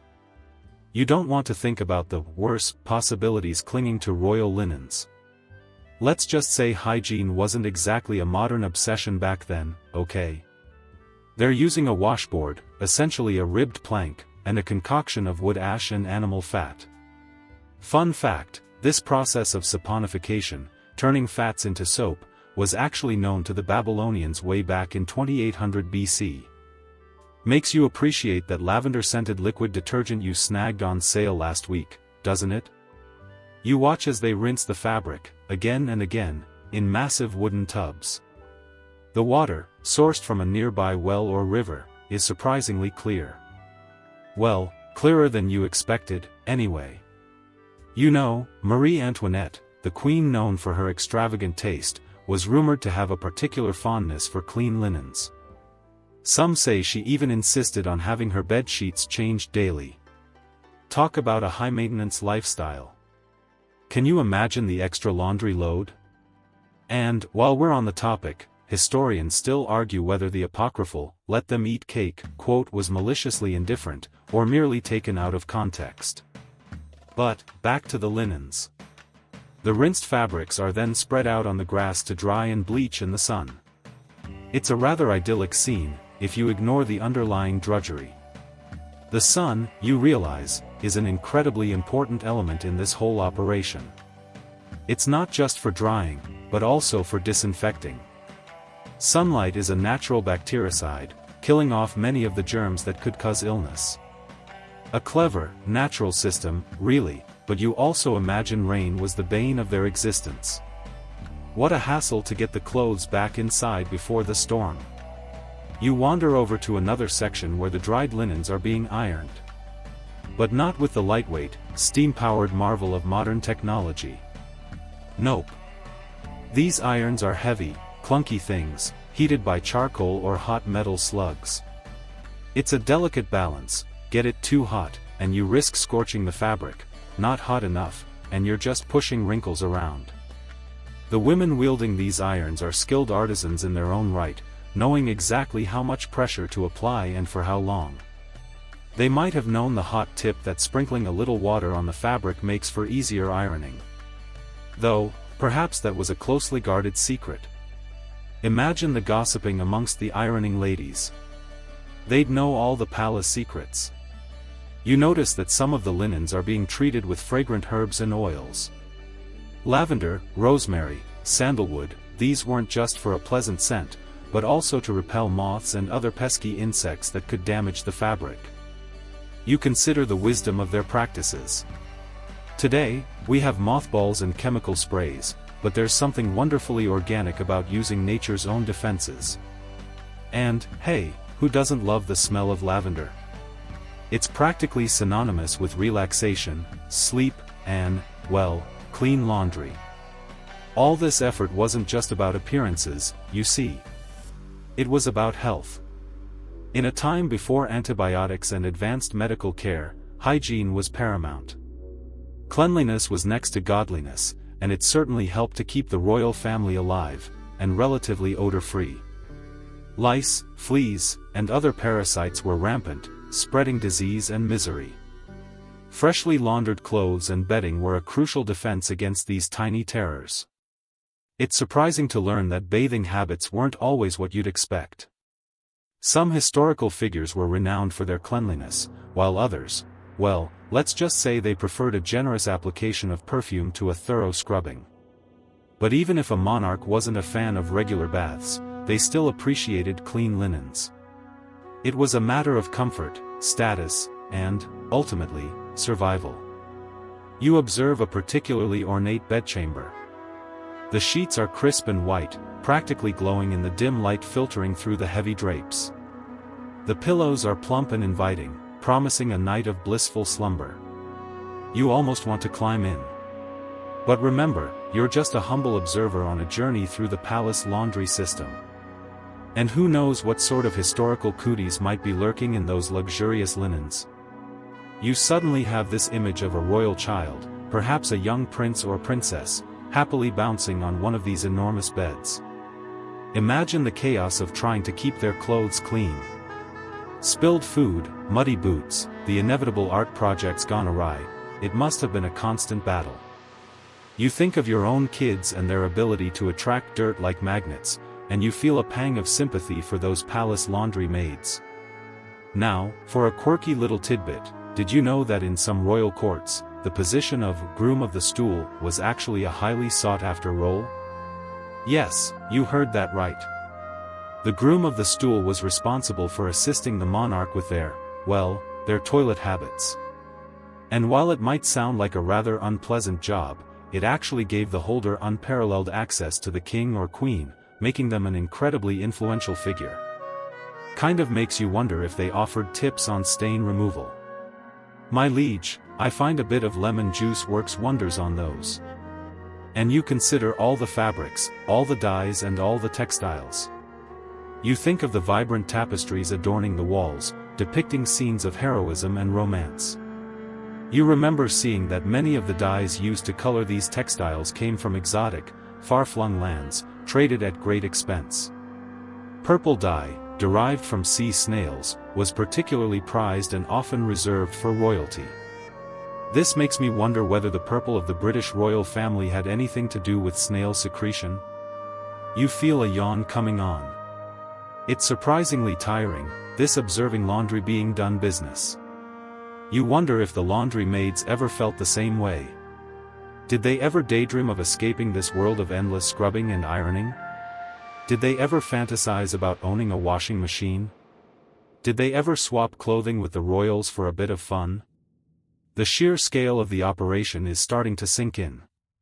It wasn't just about washing clothes, it was about maintaining a certain standard of living, a certain level of power. Cleanliness was a symbol of wealth, status, and control. It was a way for the royal family to demonstrate their superiority, to set themselves apart from the common rabble. Historians still argue whether the elaborate rituals surrounding laundry were simply practical or served a deeper symbolic purpose. Was it just about getting rid of dirt, or was it also about purifying the royal body, cleansing it of any potential contamination? You suspect it was probably a bit of both. There's also that old legend that if you sleep in the clothes of a recently deceased loved one, they will appear in your dreams. So, you can't help but wonder how that plays out in royal courts. You think again about the soap. They made it themselves, by hand, using ingredients that were readily available. You think about all the skills and knowledge that went into this seemingly simple task, knowing which types of wood ash were best, which animal fats would produce the most effective soap, how to control the temperature of the fire. It was a science, really, a complex and intricate process passed down through generations. And it all culminated in clean laundry. As you slowly drift back, you hear the rhythmic thump of the laundry beaters on the fabric, a gentle, almost hypnotic sound. The scent of lye and herbs lingers in the air, a strangely comforting reminder of the essential, often overlooked, tasks that keep the world turning. You realize that even in the grandest of palaces, the most basic of human needs still reign supreme. And that, my friend, is something worth contemplating as you drift off to sleep. So relax, close your eyes, and dream of perfectly clean laundry. And sleep well. You've earned it. Okay, settle in, friend. Let's talk laundry. Yes, laundry. Before you click away thinking this is going to be some boring lecture on stain removal, hear me out.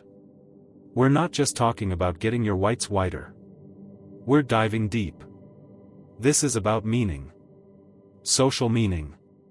Symbolic meaning. The kind of meaning you never knew your dirty socks possessed.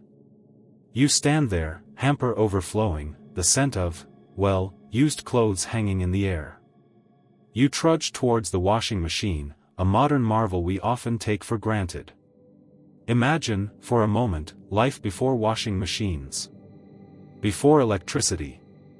Before even readily available soap. Suddenly, that mountain of clothes doesn't seem quite so daunting, does it? Consider this, for centuries, laundry was a communal activity. Think of the Roman Fulanicae, essentially ancient laundromats, where clothes were stomped clean in tubs of, shall we say, unique cleaning agents. Urine, anyone? Don't worry, we've moved on. Mostly. Historians still argue whether these Fulanicae were primarily places of business or also served as social hubs, but the fact remains, cleaning clothes wasn't a solitary endeavor. It was a community affair. You toss in that first load, the gentle rumble of the machine a strangely soothing sound. This act, this mundane chore, is actually steeped in history, in culture, in social significance. It's about more than just clean clothes. It's about belonging. About status. About projecting an image. Have you ever wondered why doctors wear white coats? It's not just for some practical reason, you know. It's symbolic. White signifies cleanliness, purity, competence. The very sight of it inspires confidence. But that association? That's relatively recent, dating back to the late 19th century when germ theory gained traction. Before that, doctors were more likely to sport dark, stained clothing, practically advertising their experience, and their exposure to all sorts of unpleasantness. Makes you appreciate that pristine white coat a little more, doesn't it? And, I mean, you'd hope they're using a decent detergent. Now, you add the detergent, a fragrant concoction promising to banish dirt and leave your clothes smelling like a meadow in springtime. You glance at the label, bombarded with promises of brighter colors and stain-fighting enzymes. It's a far cry from the lye soap your great-grandmother probably used, a harsh, homemade affair that was as likely to fade your clothes as it was to clean them. Imagine the effort involved, the boiling, the stirring, the sheer physical labor, just to get a relatively clean shirt. And you're complaining about separating whites and colors? Priorities, people. Did you know that during the Middle Ages, blue dye was so expensive it was practically reserved for royalty? It was made from lapis lazuli, a semi-precious stone, and only the wealthiest could afford to adorn themselves in its vibrant hue. This is why the Virgin Mary is often depicted wearing blue. It wasn't just for aesthetic reasons, it was a statement of her elevated status. And you thought your denim jeans were just casual wear. Think again. The washing machine hums, a gentle lullaby in the background. You find yourself mesmerized by the swirling water, watching as the dirt and grime are slowly extracted from your clothes. It's a strangely meditative process, this act of purification. And that's precisely what it is, isn't it? A ritual. A cleansing. A symbolic act of washing away the old, the unwanted, the smelly. Consider the tradition of the hope chest, popular in the 18th and 19th centuries. Young women would painstakingly fill these chests with linens, clothing, and other household items in anticipation of marriage. These weren't just practical preparations, they were symbolic representations of a woman's readiness for domestic life, her ability to create a clean and comfortable home for her future husband. Think of it as a prenuptial resume, highlighting your skills in domestic arts.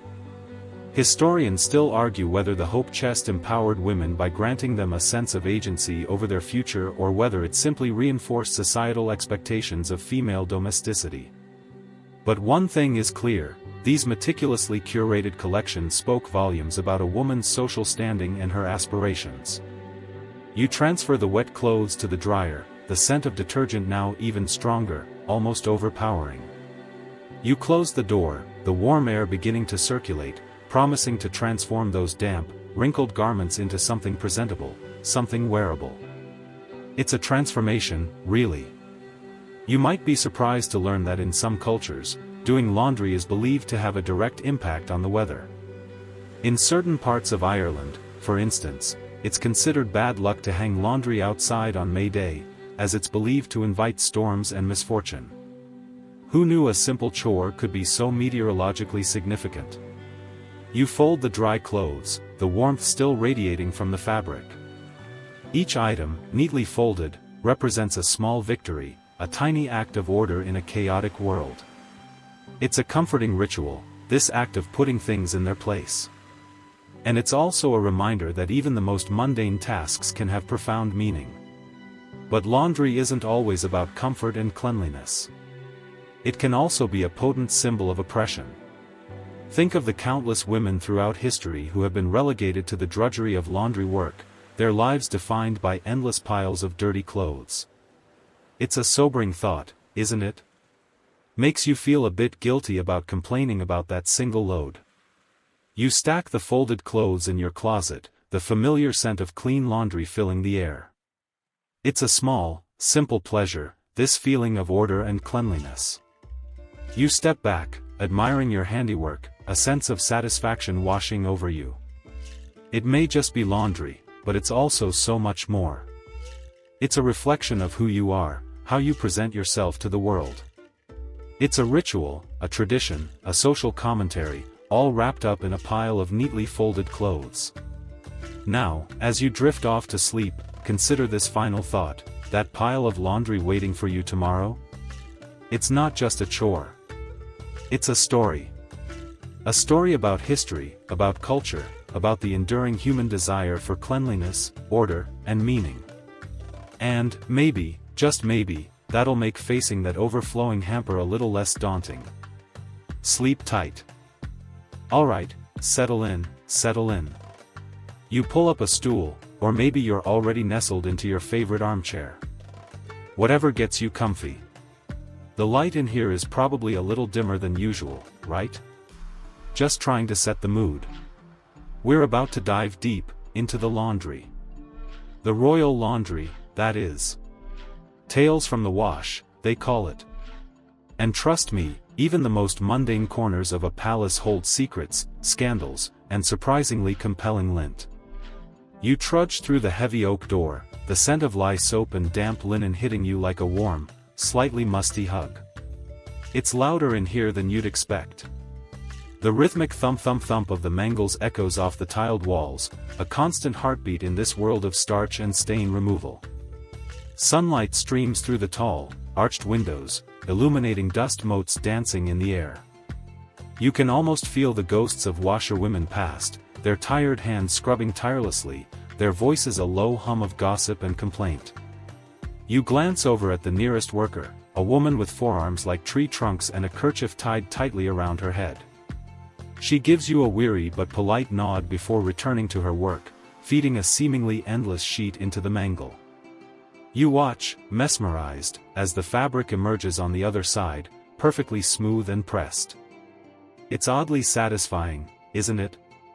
Like watching one of those oddly satisfying ASMR videos.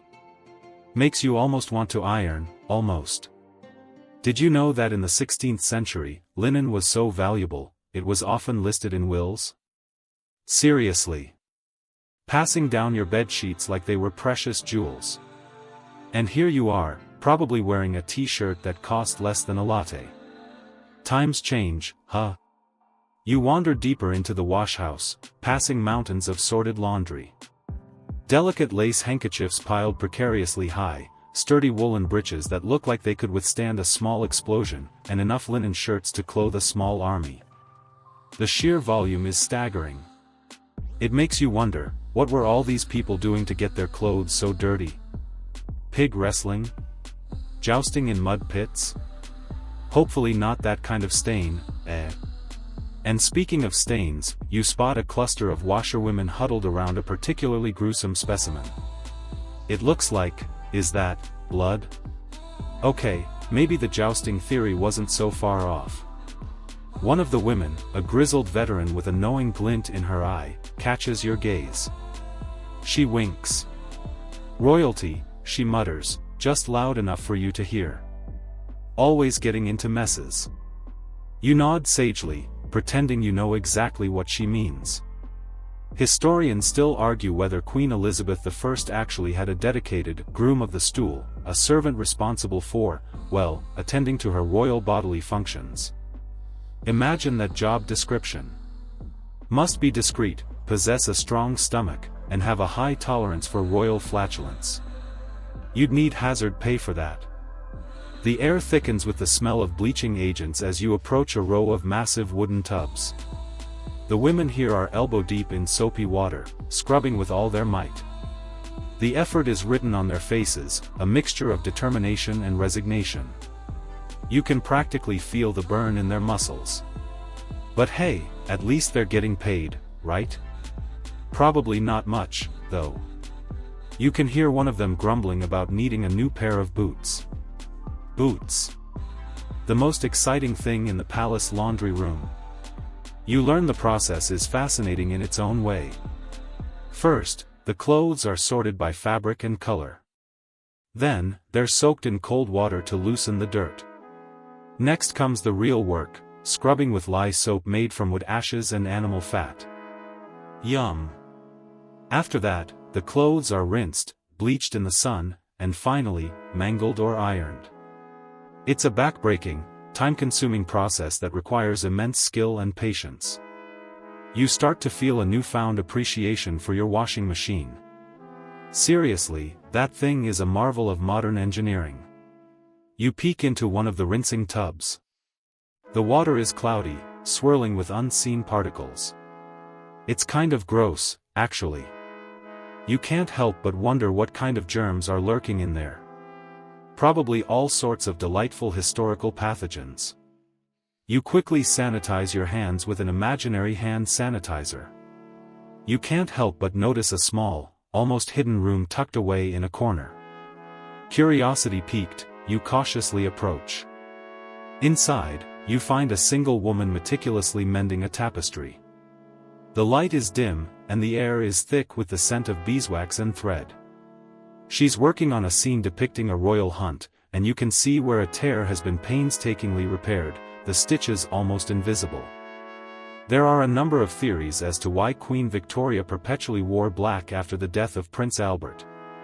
Some say it was a sign of profound grief, others suggest it was a way to project an image of strength and authority. Either way, it was definitely a statement. You think about it. If you had to wear the same color for the rest of your life, what would it be? You notice a small pile of discarded fabric scraps on the floor. On a whim, you pick one up. It's a fragment of blue silk, richly embroidered with gold thread. The pattern is intricate, depicting a heraldic crest. You run your fingers over the delicate stitching, imagining the skilled hands that created it. It feels cool and smooth against your skin, a tiny piece of history in your palm. You suddenly feel a surge of inspiration. Maybe you should take up embroidery. Nah. Laundry time is exhausting enough. Suddenly, a frantic voice shatters the quiet of the wash house. The king's favorite shirt. Where is it? He needs it for the ball tonight. The head laundress, a formidable woman with a voice that could curdle milk, barks orders, sending the other women scrambling. The king's shirt is missing. A collective gasp ripples through the room. This is a crisis of epic proportions. You back away slowly, not wanting to get involved in the royal laundry drama. But you can't help but wonder, where could it be? The search is on. Drawers are emptied, piles are overturned, and the king's shirt is nowhere to be found. You watch as the head laundress interrogates the women, her voice growing louder and more threatening. You swear you see a bead of sweat trickle down one of the washerwoman's foreheads. This is getting intense. It turns out that in medieval times, urine was a key ingredient in laundry. The ammonia in urine acted as a natural bleaching agent. Now that's dedication to clean clothes. You're suddenly feeling very grateful for modern detergents. And a little nauseous. You can't help but get swept up in the drama. You start helping with the search, rummaging through piles of laundry with renewed vigor. You feel like a detective, on the hunt for the missing garment. You imagine yourself as Sherlock Holmes, but with more lint on your clothes. And then, you see it. Tucked away in a forgotten corner, behind a stack of freshly ironed tablecloths, lies the king's shirt. It's slightly crumpled, but otherwise unharmed. You carefully pick it up and hold it aloft, like a triumphant flag. I found it, you shout, your voice echoing through the wash house. The head laundress rushes over, her face etched with relief. She snatches the shirt from your hands, examining it closely. Thank heavens, she exclaims. You've saved the day. You beam with pride. You are a laundry hero. You know what? You feel like a nice, long nap. You hear a few whispers amongst the women. Who is that person, you think? Have they no experience with royal linen, to touch the king's clothes with bare hands? But then one of the older women in the corner shakes her head. She glances at you. They are special. See the way they treat it? Just like a child. Historians still debate whether Marie Antoinette actually said, "Let them eat cake," or if it was simply a piece of propaganda designed to demonize her. Either way, it stuck. Kinda like that stain you were supposed to get out of your white shirt. The crisis averted, the washhouse slowly returns to its normal rhythm. The thump-thump-thump of the mangles resumes, and the women go back to their scrubbing and ironing. You feel a sense of camaraderie with these women, a shared understanding of the importance of clean clothes, even for a king. You take one last look around, absorbing the sights, sounds, and smells of this hidden world. It's amazing what you can find in the laundry, isn't it? You slowly back away, leaving the washhouse behind. The heavy oak door swings shut, muffling the noise and the smells. You step back into the palace corridor, blinking in the brighter light. You feel strangely refreshed, almost cleansed. Who knew laundry could be so fascinating? Well, that's about it for today's tale from the wash. Sweet dreams, and may your laundry always be stain-free. Okay, friend, let's dive back in. So, you've just finished wrestling a mountain of dirty laundry, you know, the kind that seems to multiply overnight, like dust bunnies having a rave under your bed. Now, imagine stepping back in time, several centuries, to the Ottoman Empire. Forget your high-efficiency, front-loading washing machine. Forget the pre-soak cycle, the stain remover pen, the delicately scented dryer sheets promising mountain fresh air. Here, it's back-breaking labor, community effort, and a whole lot of elbow grease. You trudge down to the local commissariat, the public laundry, a bustling hub of activity down by the river. The air is thick with the smell of soap, damp wool, and, well, let's just say the fresh mountain air, dryer sheet scent is a distant dream. The noise is a cacophony, women chattering, children splashing, and the rhythmic thump-thump-thumping of clothes being beaten against stone slabs. Ottoman society, particularly in urban areas, placed great importance on cleanliness. Public baths, or hammams, were common, and so were these communal laundries. Cleanliness, after all, was next to godliness, or so they believed. You find a spot, maybe after a bit of friendly jostling, and begin the process. First, sorting. Forget your color-coded hampers. Here, it's about fabric and function. Delicate silks and linens are separated from the coarser woolens and cottons. And speaking of cotton, did you know that while cotton cultivation wasn't widespread in all parts of the Ottoman Empire, it was still a valued commodity? Think of it like organic cotton today, a little pricier, a little more precious. Next comes the soaking. Huge copper cauldrons bubble with water heated over wood fires. Lye, made from wood ash, is the primary cleaning agent. It's harsh stuff, strong enough to strip the paint off a house, let alone tackle your husband's perpetually stained work clothes. You add the laundry and stir it all with a long wooden pole, careful not to splash the scalding water on yourself. Burns were a common hazard in these pre-thermostat days. You stir and stir and stir, your arms aching, sweat dripping down your forehead. It's a serious workout, much more effective than that gym membership you've been neglecting. Just think of it as Ottoman-era CrossFit. And, well, speaking of workouts, you would be working with a whole community of women. Historians still argue whether these commissariats were solely practical spaces or also served as important social gathering places for women, offering a respite from the confines of the home and a chance to exchange news and gossip. Imagine the stories whispered over those steaming cauldrons. Perhaps even sharing the latest forbidden love, or the weird tax the Sultan just imposed. It's like a giant book club, except instead of discussing literature, they are discussing the merits of different types of lye. After the soaking, the real fun begins.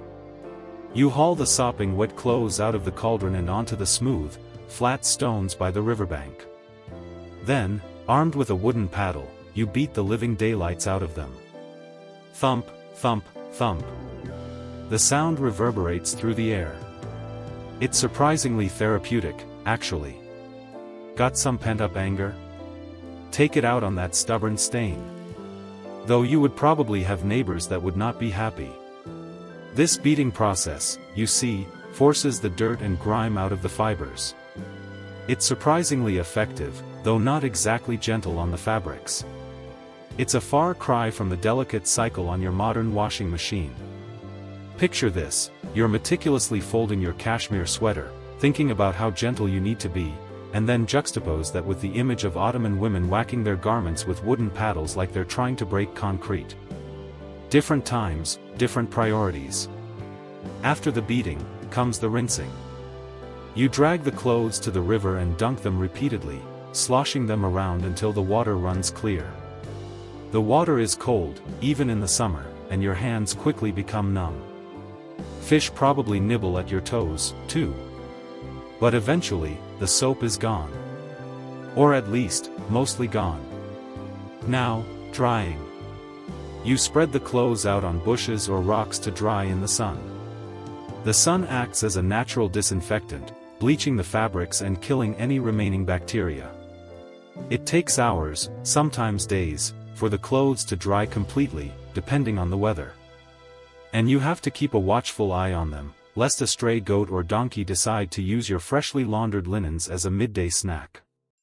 Can you imagine? Hey, I would like my bedding back. And here's a quirky little tidbit: in some regions, particularly in rural areas, people believe that certain days were more auspicious for laundry than others. Washing clothes on a Friday, for example, was considered bad luck, as it might attract evil spirits or bring misfortune to the household. Which does beg the question: did the evil spirits take the shape of a particularly stubborn stain, or maybe an unexpectedly aggressive moth?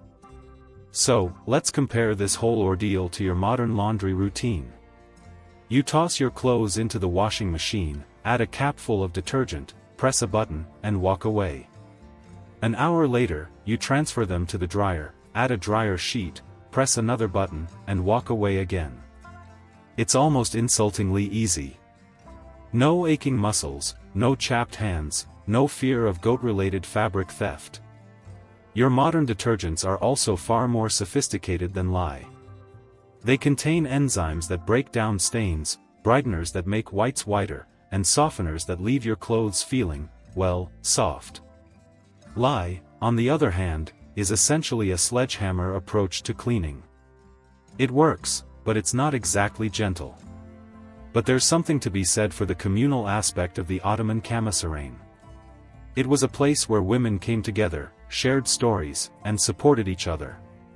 Your modern laundry room, on the other hand, is often a solitary space, filled with the hum of machines and the occasional passive-aggressive note about leaving your laundry in the dryer too long. Ah, the joys of modern living. Think about the sensory experience, too. The feel of the rough fabric against your skin, the smell of wood smoke and lye, the sound of the rushing water and the rhythmic thump of the paddles. It was a multi-sensory experience that connected you to the natural world.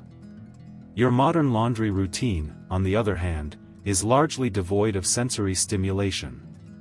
Except, perhaps, for the static cling that zaps you every time you try to fold a fitted sheet.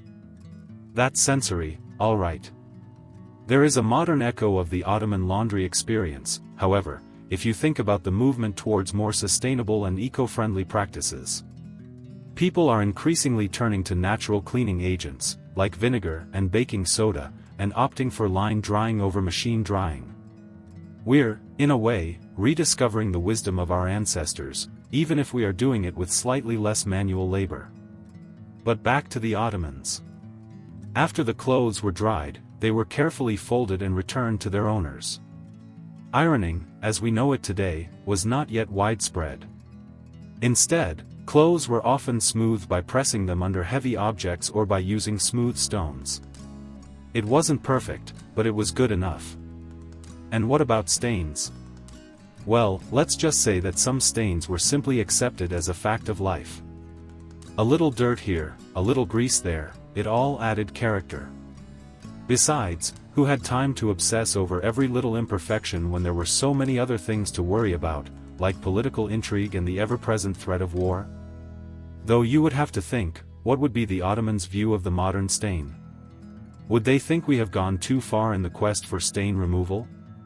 Let's be real here, the amount of effort that went into laundry back then was monumental. It was a full-day affair, every single time. You can almost feel the exhaustion radiating through the centuries, right? So next time you are loading your washing machine, take a moment to appreciate the ease and convenience of modern technology. And maybe, just maybe, spare a thought for the women of the Ottoman Empire, who toiled away at the commissariat, keeping their families clean, one thump at a time. And probably exchanging a few choice words about their husbands' impossible-to-clean trousers. So, there you have it. A brief glimpse into the world of Ottoman laundry. A world of hard work, community, and a whole lot of lie. And maybe, just maybe, a world that wasn't quite as bad as it sounds. Because sometimes, the simplest things in life, like clean clothes, are the most rewarding.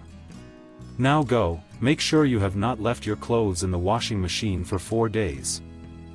Okay, gather round, sleepyheads. Tonight, or, whenever you're listening to this, we're diving deep, deep into the linen closet of history.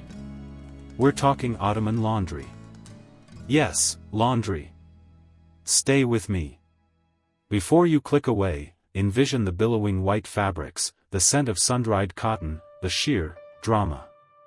You might think laundry is a mundane chore, but in the Ottoman Empire, it was an art, a social activity, and surprisingly, a reflection of the entire societal structure.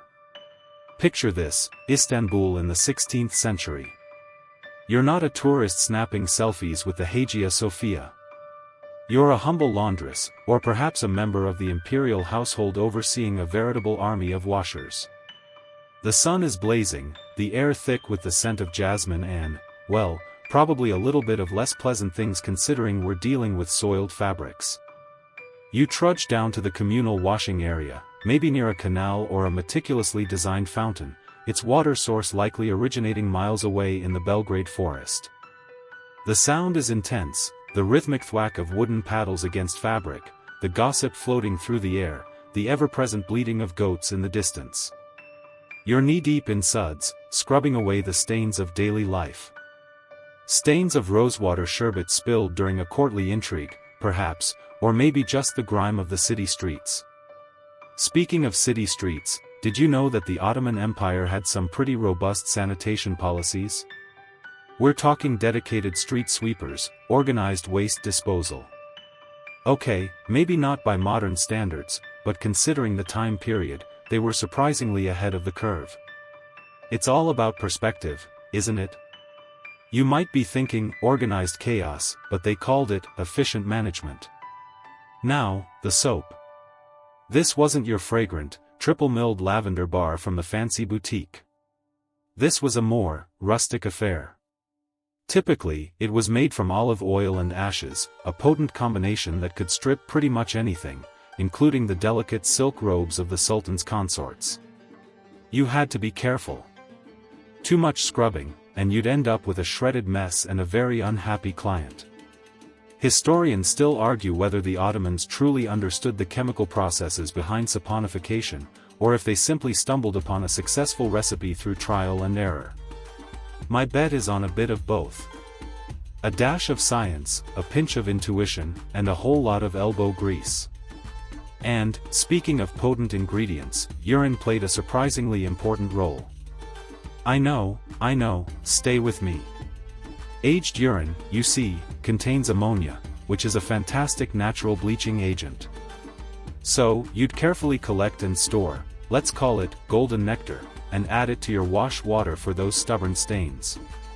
Think of it as the Ottoman Empire's version of OxyClean. Fun fact, the urine of camels was considered particularly potent and desirable. Ah, the glamorous world of historical laundry. Who needs essential oils when you've got camel pee? Okay, that was joke number 1, consider yourself warned.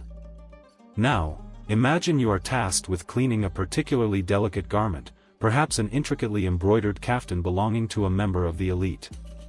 You wouldn't dare subject it to the harsh realities of the communal washing area. Instead, you'd employ more gentle methods. Hand washing in cool water, using milder soaps, and painstakingly blotting away excess moisture. This was a task reserved for skilled artisans, women who understood the intricacies of fabric and the delicate balance between cleanliness and preservation. The drying process was also crucial. Garments were carefully laid out on rooftops or hung on lines strung between buildings, basking in the Mediterranean sun. The sun, of course, acted as a natural disinfectant and bleaching agent, leaving the fabrics smelling fresh and clean. Unless, of course, a flock of pigeons decided to pay a visit. Then you'd have a whole different kind of mess to deal with.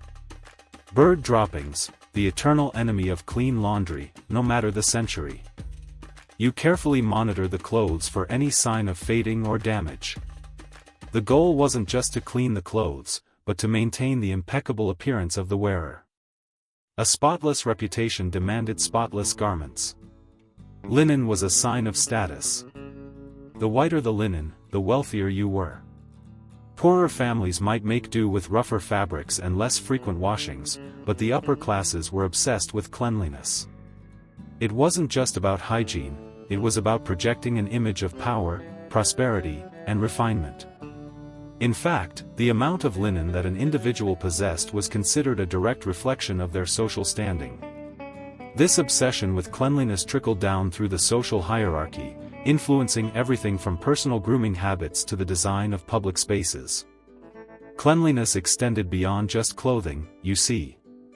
Bathhouses, or hammams, were a central part of Ottoman culture.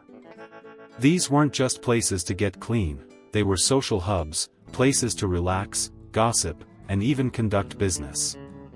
You'd enter a series of increasingly hot rooms, culminating in a steamy, marble-clad chamber where you'd be scrubbed down by an attendant and massaged until you were practically melting. It was an experience that was both invigorating and incredibly relaxing. You're probably imagining it right now. You're probably getting sleepy. The hammams were often beautifully decorated with intricate tilework, ornate fountains, and stained glass windows. They were architectural masterpieces in their own right, reflecting the Ottomans' love of beauty and their commitment to creating spaces that were both functional and aesthetically pleasing. Think of it as a historically accurate spa day. Who wouldn't want one of those? Historians still argue about the precise role of hammams in Ottoman society. Were they primarily about hygiene, or were they more about social interaction and cultural expression? The answer, of course, is probably both. It's human nature to combine practicality with pleasure, and the Ottomans were no exception. Interestingly, the imperial household had its own dedicated laundry facilities, staffed by a team of specialized servants. These were individuals who were highly skilled in the art of laundry and who were entrusted with the care of the Sultan's most prized possessions. Imagine the pressure. One wrong move, one misplaced stain, and you could find yourself in serious trouble. Talk about a high-stakes job. Beyond the utilitarian function, laundry in the Ottoman Empire had symbolic significance.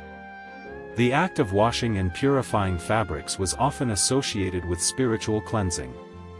In some Sufi orders, for example, the washing of clothes was seen as a metaphor for the purification of the soul. Just as physical dirt could be washed away, so too could spiritual impurities be cleansed through prayer and devotion. So, even the humble act of laundry could be elevated to a higher spiritual plane. Speaking of spirituality, there's a fascinating fringe theory that suggests that certain Ottoman laundry practices were influenced by ancient Anatolian beliefs about water and purification. Some scholars believe that the Ottomans adopted and adapted pre-existing traditions related to sacred springs and ritual bathing. It's a controversial idea, but it highlights the complex interplay between different cultural influences in the Ottoman Empire. Now, let's talk about the evolution of laundry technology. While the Ottomans didn't have washing machines or dryers, they did develop various tools and techniques to make the task of laundry easier. For example, they used specialized paddles and mallets to beat the dirt out of fabrics, and they employed elaborate rinsing techniques to remove soap residue. You're picturing it, aren't you? The rhythmic thud of wood against wet fabric, a symphony of cleanliness. They also understood the importance of proper storage.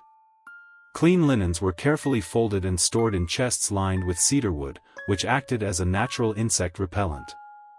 You're now picturing impeccably folded linen in the chest that smells of fresh cedarwood. Imagine opening that chest and being hit with that scent. Ah, bliss. The legacy of Ottoman laundry can still be seen today in the traditional crafts of Turkey. Weaving, embroidery, and textile dyeing are all skills that have been passed down through generations of artisans, preserving the artistic heritage of the Ottoman Empire. So, the next time you see a beautifully crafted Turkish carpet or a delicately embroidered shawl, remember the long and fascinating history of Ottoman laundry. The meticulous care given to clothing also shows the level of sophistication in the Ottoman society, particularly in their textile industry. Alright, settle in, you lovely lot. Comfy? Good. Let's just ease on down here, shall we? You trudge, ever so softly, through a field of lavender. It's that specific shade of purple that makes you think of royalty, or maybe just really expensive bath bombs. The air hangs heavy, not with humidity, but with the sheer aroma of relaxation. Bees, bless their busy little hearts, drone lazily from bloom to bloom, probably collecting the most chill honey imaginable. You wonder if they ever get stressed. Bee stress? Now there's a thought. You can almost feel the tension melting away from your shoulders, each inhale a little deeper, a little smoother than the last. It's remarkable how a single scent can have such a profound effect, isn't it? Speaking of profound effects, did you know that lavender has been used for, like, centuries? The Romans, those notoriously clean chaps, used it to scent their baths and clothes. In fact, the very word lavender comes from the Latin lavare, meaning to wash. Imagine your life smelling permanently of calming purple flowers. Now that's an empire to aspire to. Though, knowing the Romans, they probably also used it to cover up the smell of something truly horrifying, like week-old gladiator sweat. You never know.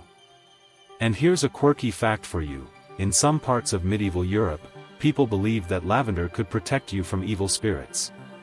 Just imagine, walking around with a little sachet of lavender tucked into your, well, wherever you tuck sachets. Under your hat? In your shoe? Either way, bad vibes be gone. Although, I'd argue a good night's sleep is a much better defense against anything evil. Just saying. Historians still argue whether the medicinal properties of lavender were truly understood back then, or if it was just a placebo effect driven by strong belief. But honestly, who cares?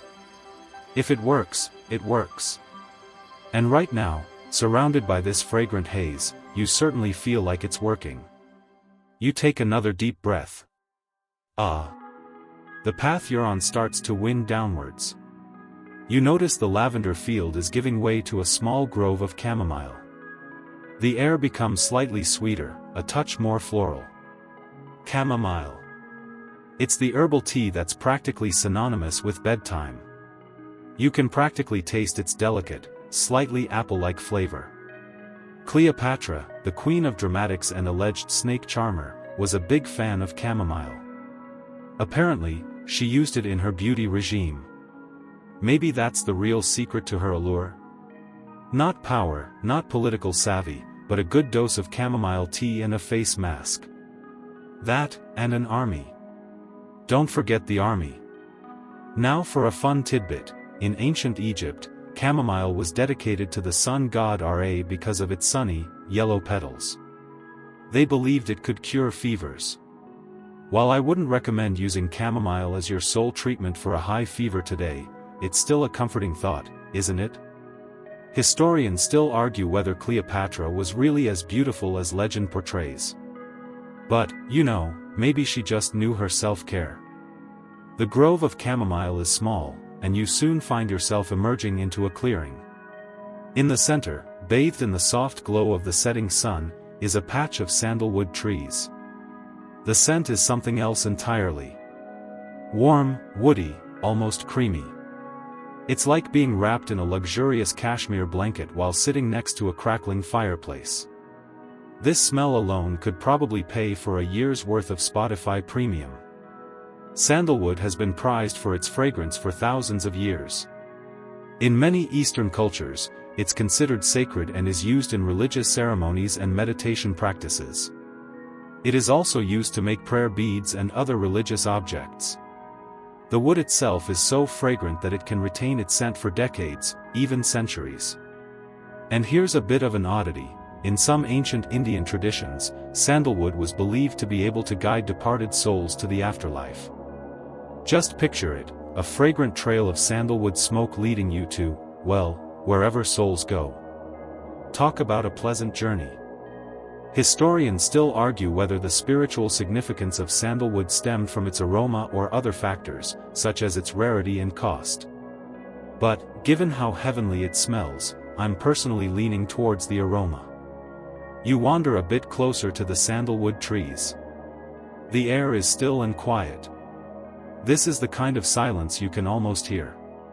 It's a far cry from the cacophony of notifications and news alerts that seem to constantly bombard you in your daily life. As you stand here, you remember a time when all information was exchanged via pigeon mail, like in the movie Chicken Run. Speaking of which, that film is dark, right? A film about chicken concentration camps that only children understand. It's no wonder they're traumatized for life, am I right? Anyway, you pause and take one last breath, feeling a sense of peace washing over you. The sun has almost completely dipped below the horizon. The sky is ablaze with hues of orange, pink, and purple. It's a breathtaking sight, and you feel strangely connected to the world around you. Wind down, 300 words. And now, friend, the light is fading. The scents are softening, blending into one another like watercolors on a damp canvas. The lavender's royal calmness, the chamomile's sweet comfort, the sandalwood's warm embrace, they swirl around you, gentle and reassuring. You don't need to rush anywhere. There's no pressure to do anything. Just be, breathe, and simply exist. The field of purple flowers is becoming indistinct in the dusk, as is the grove of delicate chamomile, and the patch of warm sandalwood trees. Each detail fades, one by one, like a dream slowly dissolving upon waking. And as the images slip away, just let the feelings linger. That sense of tranquility, that weightless peace, that gentle release. Allow it to settle deep within you, a warm ember glowing softly in the quiet spaces of your mind. You are safe. You are calm. You are drifting. Let the day's concerns melt away like snowflakes on warm skin. Let go of the worries, the anxieties, the endless to-do lists.